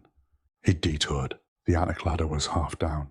He climbed, bleeding, barely shutting it behind him. Now he sat in the silence, heart pounding. The locket slid open in his hand. Inside, a folded note. I love you. He closed his eyes, the words lodging in his chest like a shard of glass. He got to his feet and fastened the locket around his neck. He knew she was down there. He had never left her before. He wouldn't start now. Pulling open the hatch, he sat on the edge, looking down at the figures below. The shells of Jean, Simon, and Holly clawed mindlessly up at him. He rubbed the locket between his fingers. His eyes locked onto Holly's face, searching for something, anything. And for just a second, maybe less, he thought he saw it. She had looked up at him that way once, years ago, when he gave her the locket. He'd said it made her look like a girl in a fairy tale. She had laughed, told him he was soft. Then she kissed him, held his hand and said it back. I love you. He drew in a deep breath. I love you too, he whispered, and let himself fall. This was just one story. Let me know if you liked it. I write and narrate new ones every week. Tap follow if you're ready for more. The Watsons' older daughter was halfway through the doggy door, one side of her face gone, the other snarled with primal hunger. He didn't wait. Back over the gate, inside, locked, reinforced with the dining table, any barrier between him and them. He packed what he could carry. He was going to find Holly. That had been 2 weeks ago. He wasn't a doctor, he'd never understand the science, but he understood this. The vaccine didn't work. It rewired the brain. Everyone vaccinated died, and when the brain shut down, Something else took over, something hungry, something that spread through saliva. The old and the young were left. The streets were lost, and no one was coming to help. He sat in the attic now, holding the heart-shaped locket up to the skylight. Beams of fractured light danced along the ceiling. It had been Holly's first gift from him, Christmas, their first year together. She'd worn it every day. He found it in an envelope, his name on the front dropped from the smashed upstairs window. He hadn't opened it before stepping inside. He should have. The second the door closed behind him, they rushed him. 3 figures, unrecognizable from what they once were. He prayed none of them were Holly. He fought through them, heading toward her room, but the door was splintered, broken. He detoured. The attic ladder was half down. He climbed, bleeding, barely shutting it behind him. Now he sat in the silence, heart pounding. The locket slid open in his hand. Inside, a folded note. I love you. He closed his eyes, the words lodging in his chest like a shard of glass. He got to his feet and fastened the locket around his neck. He knew she was down there. He had never left her before. He wouldn't start now. Pulling open the hatch, he sat on the edge, looking down at the figures below. The shells of Jean, Simon, and Holly clawed mindlessly up at him. He rubbed the locket between his fingers. His eyes locked onto Holly's face, searching for something, anything. And for just a second, maybe less, he thought he saw it. She had looked up at him that way once, years ago, when he gave her the locket. He'd said it made her look like a girl in a fairy tale. She had laughed, told him he was soft. Then she kissed him, held his hand and said it back. I love you. He drew in a deep breath. I love you too, he whispered, and let himself fall. This was just one story. Let me know if you liked it. I write and narrate new ones every week. Tap follow if you're ready for more. It started how it always starts, with a sentence that sounds cute until it ruins your life. Mum, I need a la-boo-boo. That was Friday, just a normal, boring, grey-skied Friday. Rain on the windows, leftover spaghetti for tea, and my 8-year-old stomping through the front door like she'd just been assigned a divine mission. I blinked at her, still holding a cheese grater. A what now? A la-boo-boo, she repeated, like I was the dumbest human alive. Everyone's got one, Mum. It's like the toy right now, like Sunny Angel, but better. It has teeth. Teeth? She nodded so hard her ponytail whipped her in the eye. 9 of them, sharp ones, and big ears. It's kind of creepy, but in a cute way. Oh, and some are rare. If you get a ghost one, you get a wish. Or maybe you die. Sam says it's different depending on the box. Of course, Sam says that. Sam's the same one who told her toast causes amnesia. I wipe my hands on a tea towel. And where do these La babies live exactly? La-boo-boo, she groaned. La-boo-boo. They're blind box figures. You don't know which one you get until you open it. Naturally, we went shopping the next day. You say no to la-boo-boo, and suddenly you're the worst mother on earth, depriving your child of cultural relevance and plastic happiness. We went to Pop Mart. That place, it's like stepping into a haunted doll rave. Everything's staring at you with a smile that's just a bit too wide. She picked a box from the exciting macaron line, swearing it had good luck. We paid. She tore the box open before we'd even reached the car. Her face dropped. It's a common one, she muttered. Just regular la-boo-boo. The thing in her hand had greyish fur, 2 wide eyes, and a grin full of jagged little teeth. One ear looked torn. There was a weird smudge under its chin. I thought it was a paint flaw. She named him Boo. From that moment on, he never left her side. She talked to him constantly, not in a look how cute kind of way, but like a real, actual friend. Boo doesn't like carrots. Boo says Mrs. Langley smells like vinegar. Boo told me not to touch his teeth. I tried to laugh it off. Kids have imaginary friends. Some are fairies, some are weird little gremlins with fangs. But then one night I passed her room around 2 in the morning and stopped. She was sitting up in bed, straight-backed, cross-legged.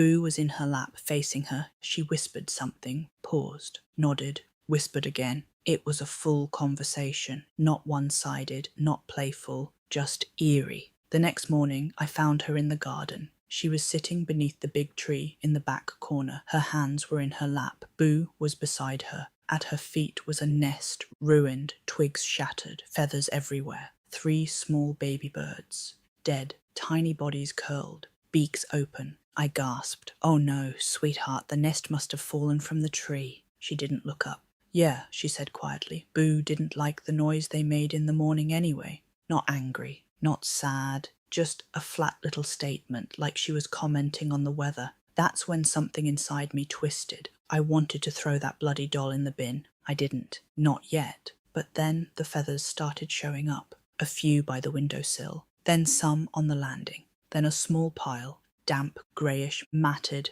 under her bed. At first, I thought it was toy stuffing. Maybe she was crafting or ripping up something old, until I saw the beak. Tiny, crushed. That evening, I sat her down, gently, no shouting. "I found the baby birds," I said. She just blinked. "I'm not angry," I added, "but I need to know what happened." She looked down at Boo, then up at me. "He didn't like them. And did you?" "I liked them, but Boo said I'd be his best friend if I helped." That was it. No remorse, just loyalty. That night, once she was asleep, I took Boo. I wrapped him in pillowcases, sealed him in a shoebox, put that in 2 bin bags, and buried it deep in the loft under boxes of baby clothes. She'd never find it. The next morning, she didn't mention him. No questions, no tears, just silence. She watched me, though, like I was the one being studied.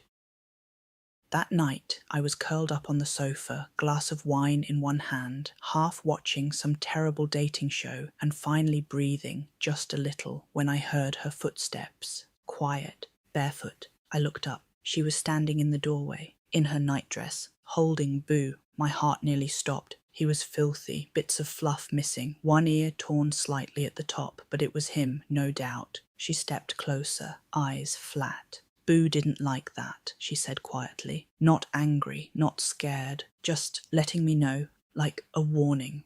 I let her have him that night. I was too tired. And I guess the wine gave me a false sense of bravery. But the next day, I got a knot in my stomach, went up to the loft. The box was still sealed, tape unbroken, pillowcases intact. But when I opened it, it was empty. No Boo, just dust. I was done pretending. That night, while she slept, I found Boo sitting on her desk. I took him into the garden, soaked him in lighter fluid, and lit a match. He burned, and while he burned, I heard something scream. Not out loud. In my head, a high-pitched whine, like static, like teeth grinding against metal. The air around me turned heavy. The flames didn't flicker. They twitched. The next morning, she didn't leave her room. She was lying in bed, eyes open, unblinking. I stepped closer, and I felt something. Not saw, felt. A pressure in the room, like I'd walked into a mouth. I reached for her. She turned her head slowly and said, "You made Boo angry." Then her nose began to bleed. She passed out before I could catch her. She's been in the hospital for 4 days, unconscious, no sign of injury, no explanation. Doctors say her vitals are normal, that she might wake up any day now. But I know better. I came home to get her clothes the other day, and in her room, on the windowsill, Boo was back, clean, smiling, like nothing had happened. I didn't scream. I picked him up with shaking hands, walked into the garden, and sat him down on the back step. I didn't burn him. I didn't bury him. I just whispered, "Please, bring her back. Take me instead." He was gone the next day. The doll, the pressure, the noise. And yesterday I got some good news. She woke up. The doctors called it a miracle. I'll be bringing her home tomorrow. I hope. You see, I'm writing this down now because about an hour ago I developed a pounding headache, and just now something scratched at my door. Hi everyone, thanks for listening. If you enjoyed the story, please like, comment and subscribe. And tell me, do you have a Labubu in your home? Where is it right now?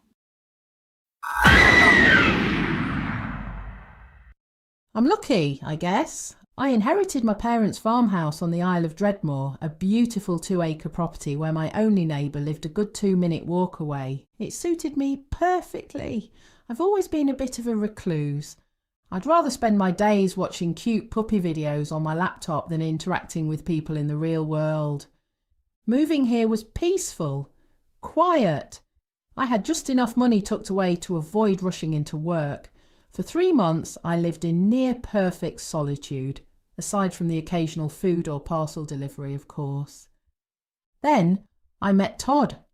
Tall, skinny, shoulder-length brown hair, a walking human interruption. At first, I resented him for disturbing my bubble, but Todd turned out to be pretty cool, and he showed up just when the dread of finding a job had begun eating at my gut. He said he was an influencer, made silly videos for bored kids on YouTube. Apparently, it had earned him enough to buy his house outright. His problem? No time to maintain it. My solution? Offer housekeeping services. And maybe play the long game. Who knows? Maybe I'd just marry into that algorithm-fueled fortune. The job was easy, a bit of dusting, some sweeping, feeding his rabbits when he was away on business, and most importantly, taking in packages. We barely saw each other, which suited me just fine. I got paid to be alone. But things changed in late January. One night, Todd showed up at my door, grinning like he'd won the lottery. He offered me £500 on top of my regular pay to do one thing: wait for a very special package while he was gone. No feeding animals, no cleaning, just take the package in.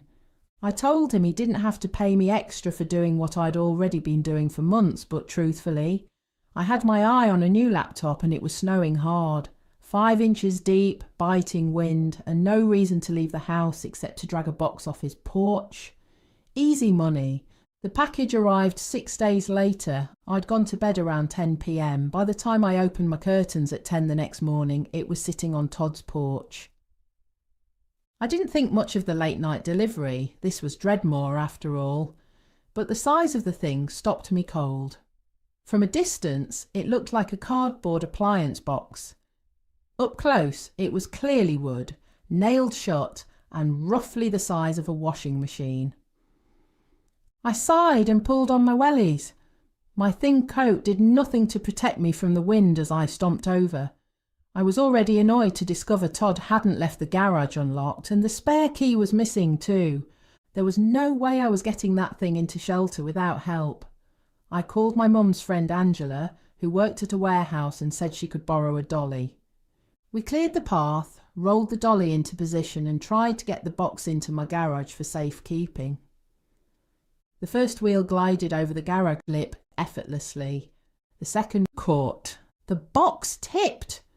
Angela swore she heard something crack inside, felt my stomach drop. Todd had paid me £500 just to keep that box safe. Whatever was inside had to be worth a fortune. We got it upright again and pushed it against the radiator in the garage. I tried to tell myself it was fine. Todd would blame the delivery company if anything had gone wrong. I closed the garage door and tried not to think about it. For a while, it worked. Then the smell started. It was cold and heavy, sweet almost.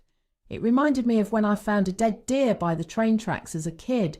It wasn't just in the garage, it flowed out of it, seeped into my kitchen, clung to every surface. By the 7th day, I couldn't take it anymore. There was a reddish-brown liquid pooling under one corner of the box. The stench was unbearable. Something inside had broken. Shaking, I opened the sliding doors for fresh air and pulled out my phone. I had to tell Todd. I had to face it.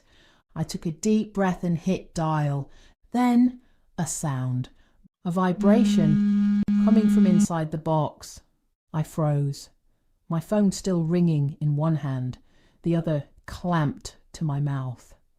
I cancelled the call. The buzzing stopped. Silence settled again. I ran to my dad's old workbench and grabbed a hammer. Using the claw end, I wedged it between the nailed wooden panels and yanked. The panel gave way and I screamed. The smell hit me first. Sour, meaty, wrong. My eyes burned.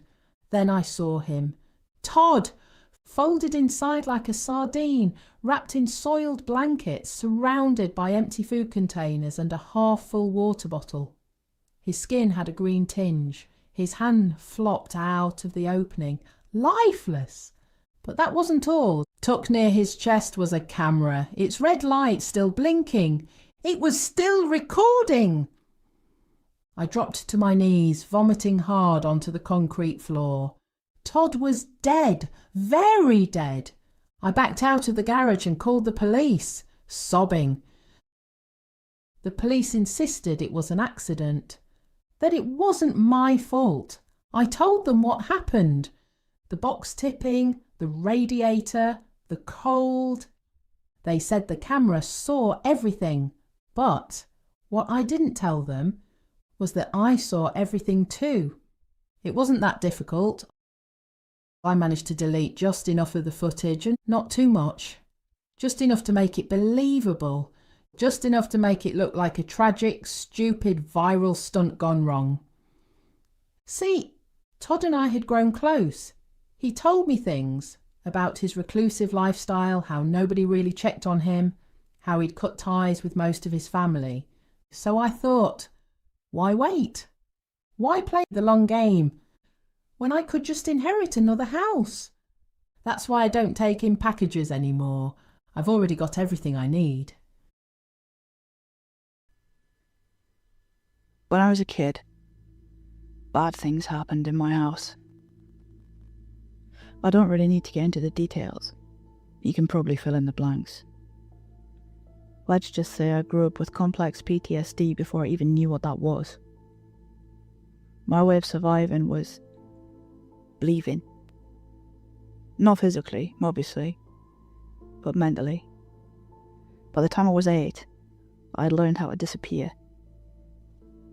People call it disassociation now. Back then it was just zoning out.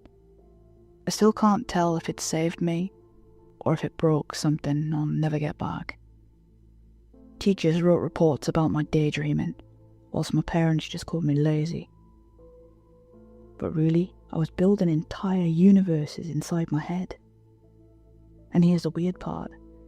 I never stopped. Even now, as an adult, I slip into it like a second skin.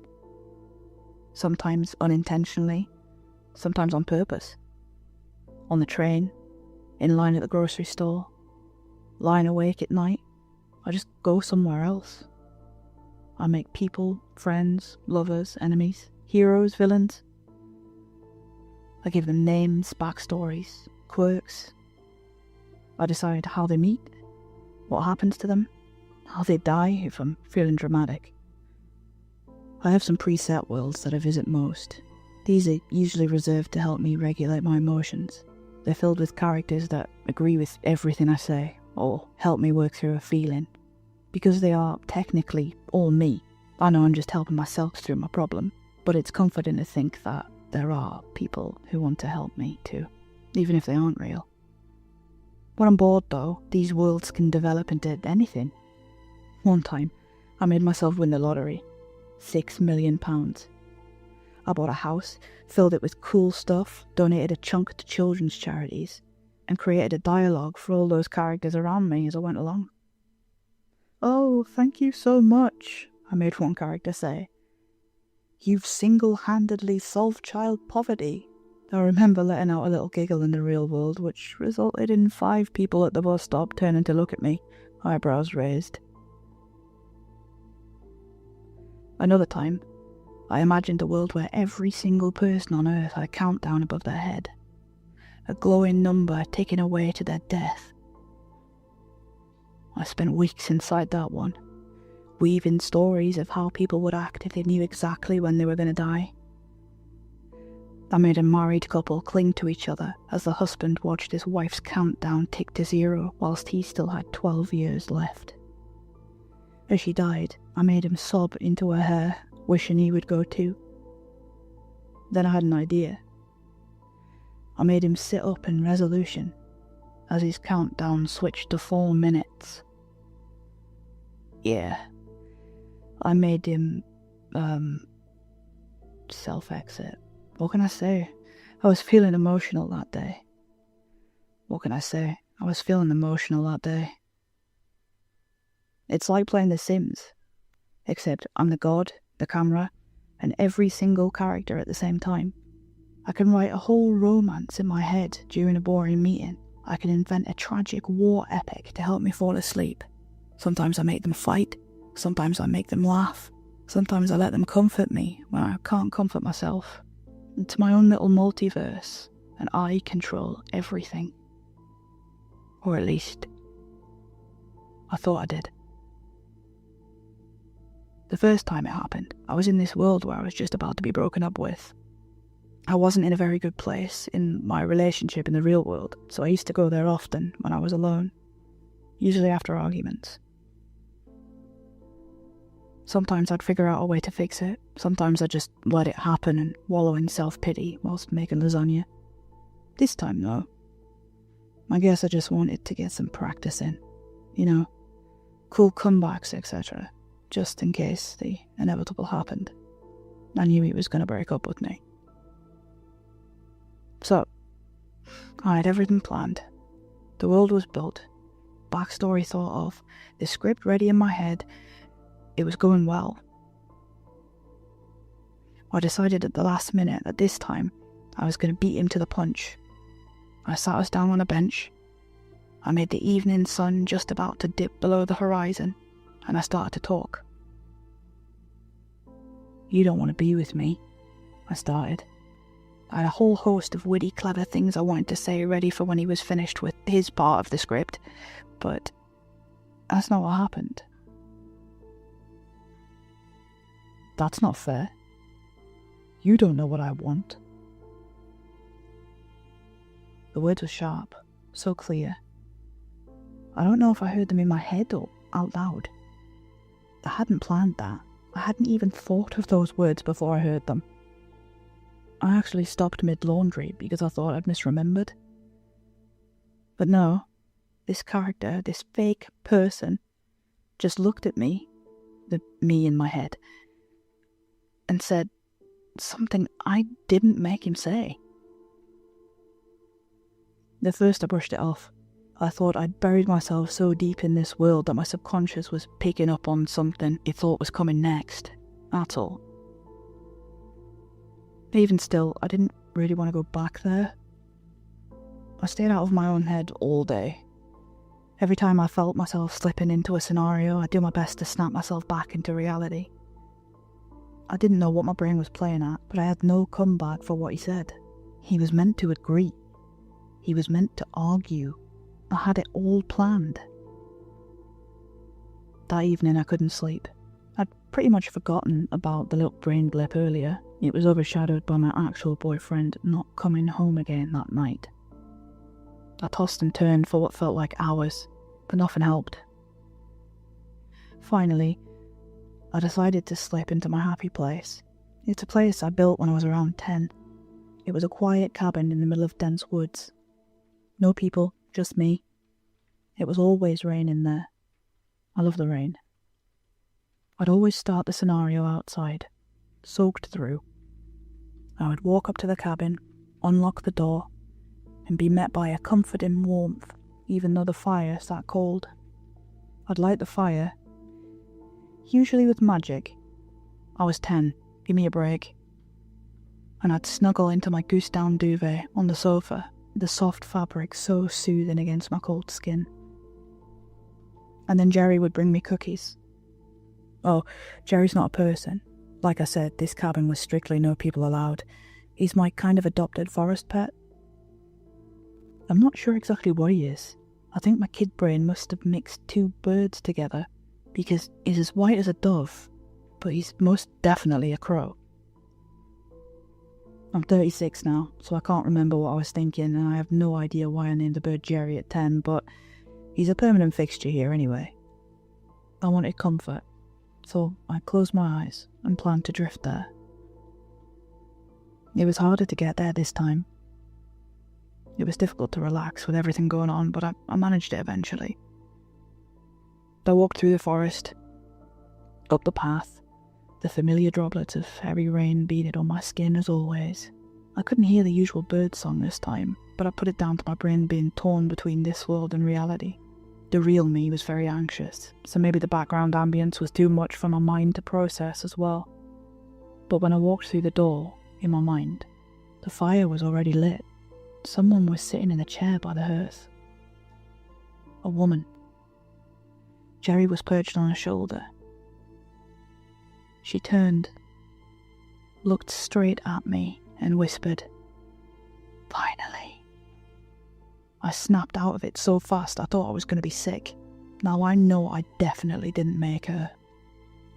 I should have left it there, but curiosity eats at you, doesn't it? I've been in therapy since I was able to pay for it myself. Dr. Ashcroft always said that disassociation was just my brain protecting itself. So I told myself that's all it was. A trick of memory. A glitch in the script. Nothing more. She said because my real world felt out of control that maybe it was bleeding into my subconscious, making me think I didn't do or say the things in my head. From that point on, I tried to chill. It didn't take long before I was sitting alone in my office, bored out of my skull, waiting on Simon from accounting to email something through. I imagined what it would be like if I didn't have to work there. And before I knew it, I'd slipped back into my lottery win daydream. I imagined myself at home, our new bigger home, sipping a passion fruit martini beside an indoor swimming pool.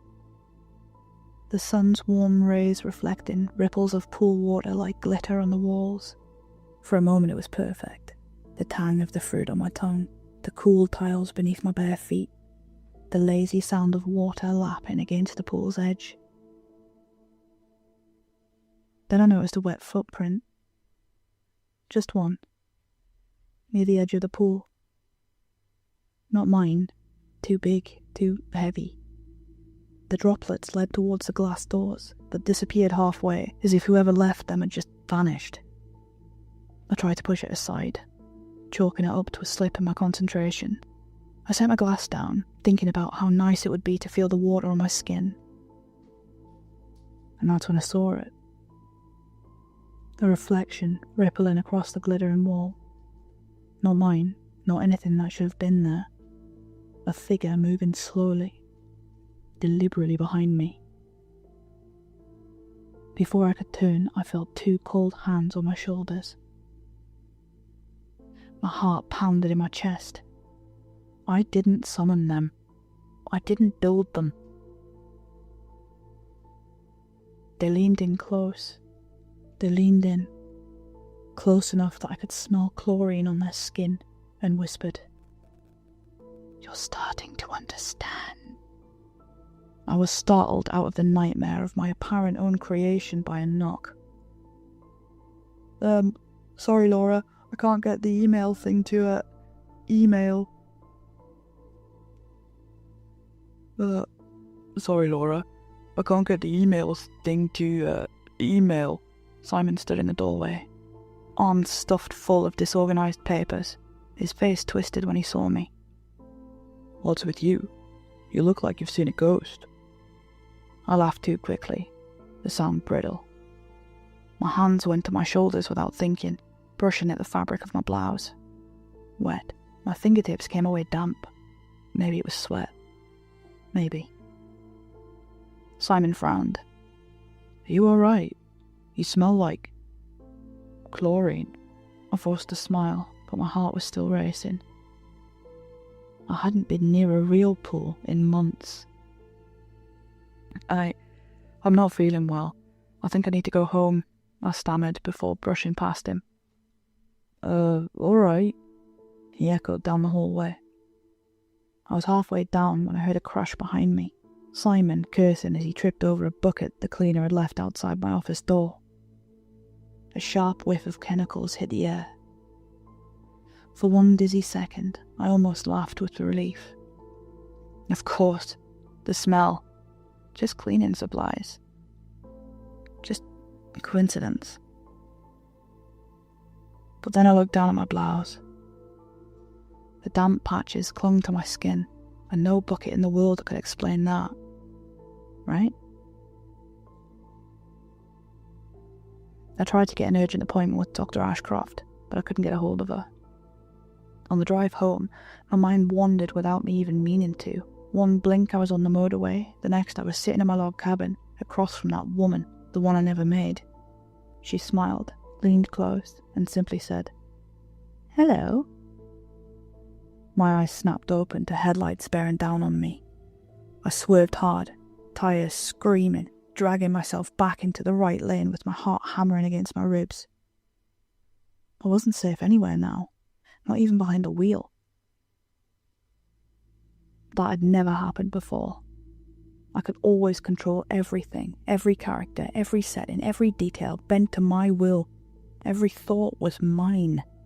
But now it felt like I was falling into a world of my own creation without a choice. My fingers drummed a frantic rhythm against the coffee table as I tried to anchor myself, to will myself to stay here in reality. That's when the phone rang. Dr. Ashcroft. I snatched it up, desperate for answers, for something that would pull me back. But all I got were words of advice, calm and clinical. Ground yourself. Remind yourself it's still just you. Realize they're just parts of your mind. Not what I wanted to hear. Not when the voices didn't feel like me anymore. I tried to argue, to tell her that it was different this time, that it wasn't me, but she cut me off with a barrage of urgent questions. You say they're not yours. Whose do you think they are? I don't know. When you hear them, is it inside your head? Or does it sound like it's coming from outside? I don't know. Do they sound familiar to you in any way? No, I don't know. What do you think these voices want from you? I don't know. I don't know. I don't know. I hung up the phone, scowling at the screen. What was that? I needed help, not an interrogation. I couldn't answer half her questions, but one clung to me. The more I tried to ignore it, the heavier it sat in my chest. That night, I lay down on my bed, exhausted but restless. Against my better judgment, I drifted back into the cabin. It still rained outside, soaking my skin in that comforting way it always did. But I could see the firelight already flickering inside the cabin. She was there, the woman, waiting. Jerry still perched calm on her shoulder. She tilted her head, eyes bright, lips curling into a smile that wasn't kind. Well, isn't this freeing? My legs carried me forward in 2 shaky steps before I even realized I was moving.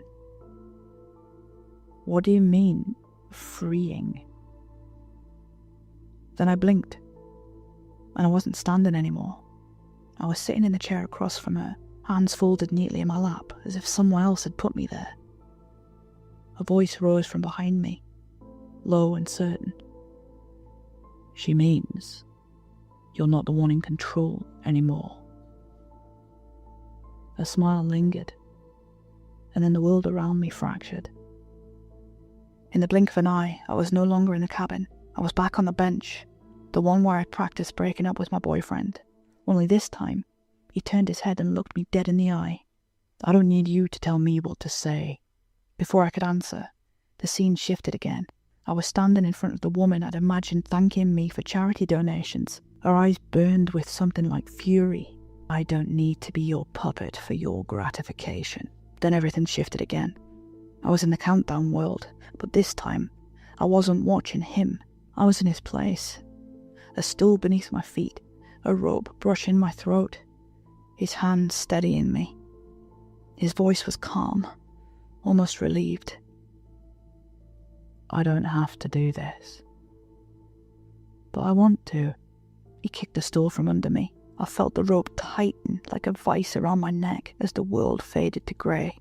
I woke, gasping for air, clawing at my throat. only to find myself tucked neatly into bed, the sheets smoothed, the pillow cold beneath my head.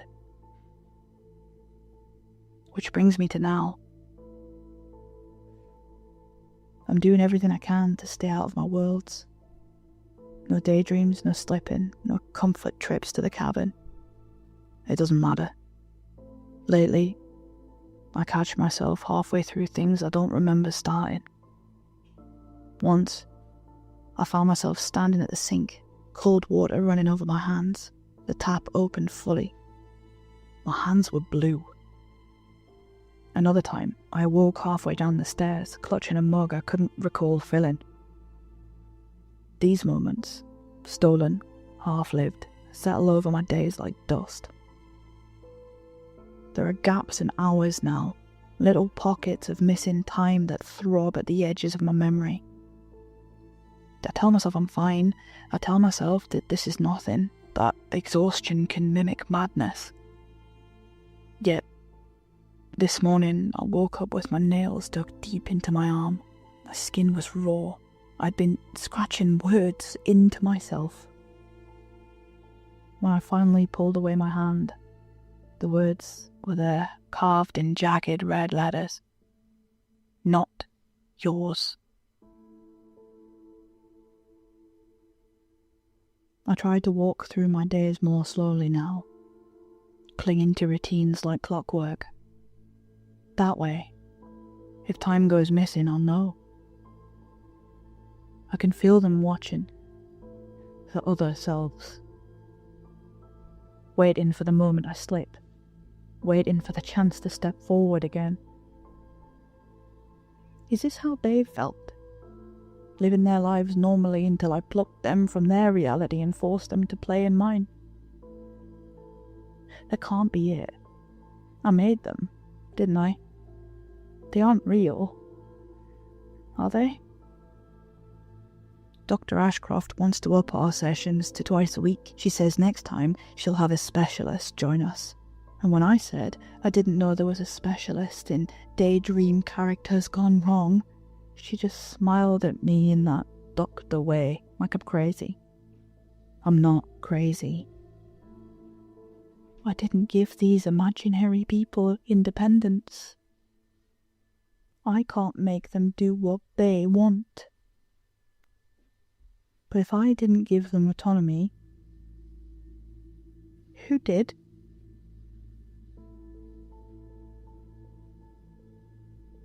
Hi everyone, thanks for listening.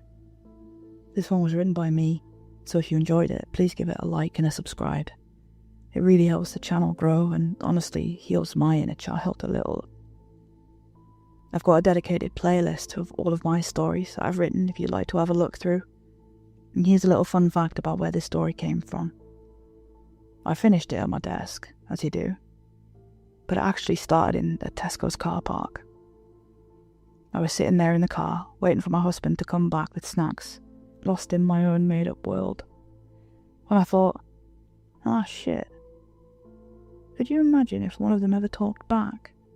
To which one of them replied, yeah, that would be fucked up. So, yeah. Good night.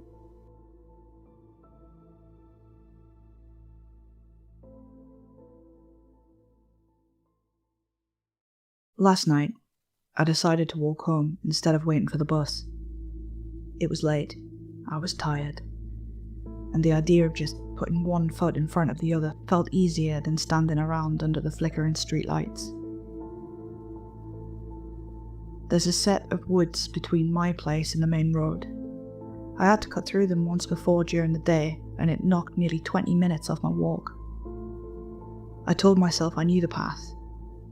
I told myself I would be fine. At night, the woods aren't the same. The trees crowd closer, the air feels heavier, damp, like it's clinging to your skin. Even the ground seems different, softer somehow. Like you're not walking on dirt, but something that remembers every step you take. I had my phone light in one hand and my keys in the other. I walked quickly, eyes locked on the narrow trail. The usual night noises felt distant, muffled. No owls, no foxes, not even the rustle of leaves. Just me and the crunch of my shoes. That's when I noticed something strange. Every so often, I glanced behind me. Normal habit. But each time, I saw my shadow on the path, which should have been impossible. I froze and turned in a slow circle. The canopy blocked the moon. There were no street lamps, no houses, no passing cars, nothing that could cast a shadow that sharp. And yet there it was, long and stretched across the ground. Mine. I thought maybe my phone light was stronger than I realised, so I switched it off. The screen went black. I stood in total darkness. But the shadow stayed. I felt the hairs on my arms rise. My stomach flipped. I crouched, touched the dirt with my hands just to make sure my eyes weren't playing tricks on me. The shadow crouched too. For a second I almost laughed in relief. Maybe I was just overthinking. Then it raised its hands before I did. And it waved. I don't remember making the decision to run. 1 second I was frozen, staring at this impossible gesture, and the next I was sprinting down the trail with branches tearing at my face and arms. My lungs burned, my heart hammered, but worse than any of that was the sound that followed me. Something was running too. Not in boots, not in shoes. It sounded wet. Bare feet slapping into mud. Fast, heavy, right behind me.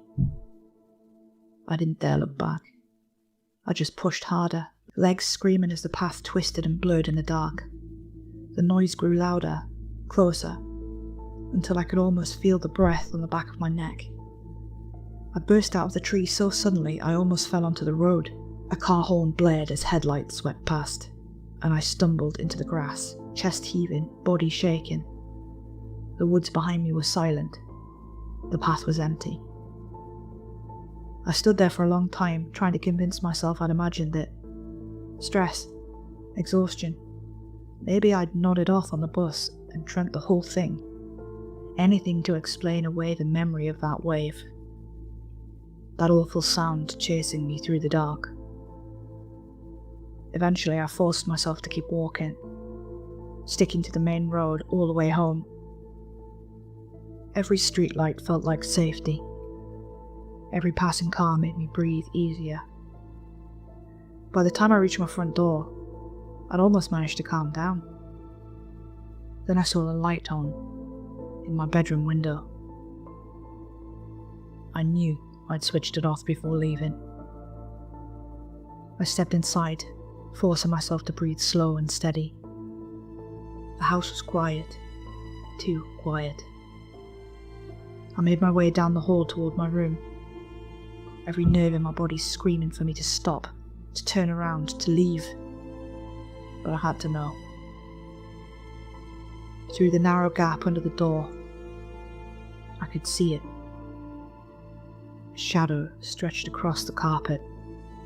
The shadow of someone standing perfectly still inside my room, just waiting. My bedroom light switch is on the outside of the door. I don't even remember why the house was built like that, but for once I was grateful. I reached out, hands shaking, and clicked the switch down. The bulb inside snapped off. The shadow vanished. I almost laughed again. Almost. Because the moment I flicked the switch back on, it was there again. Exactly where it had been. Like it had never moved. I tried it twice more. Off, on, back again. but each time I turned the light on, the shadows seemed to move closer to the door. Now I can't stop thinking about one thing. If it only appears when the lights are on, where does it go when they're off? Hi everyone, thanks for listening. This was just a little one written by me.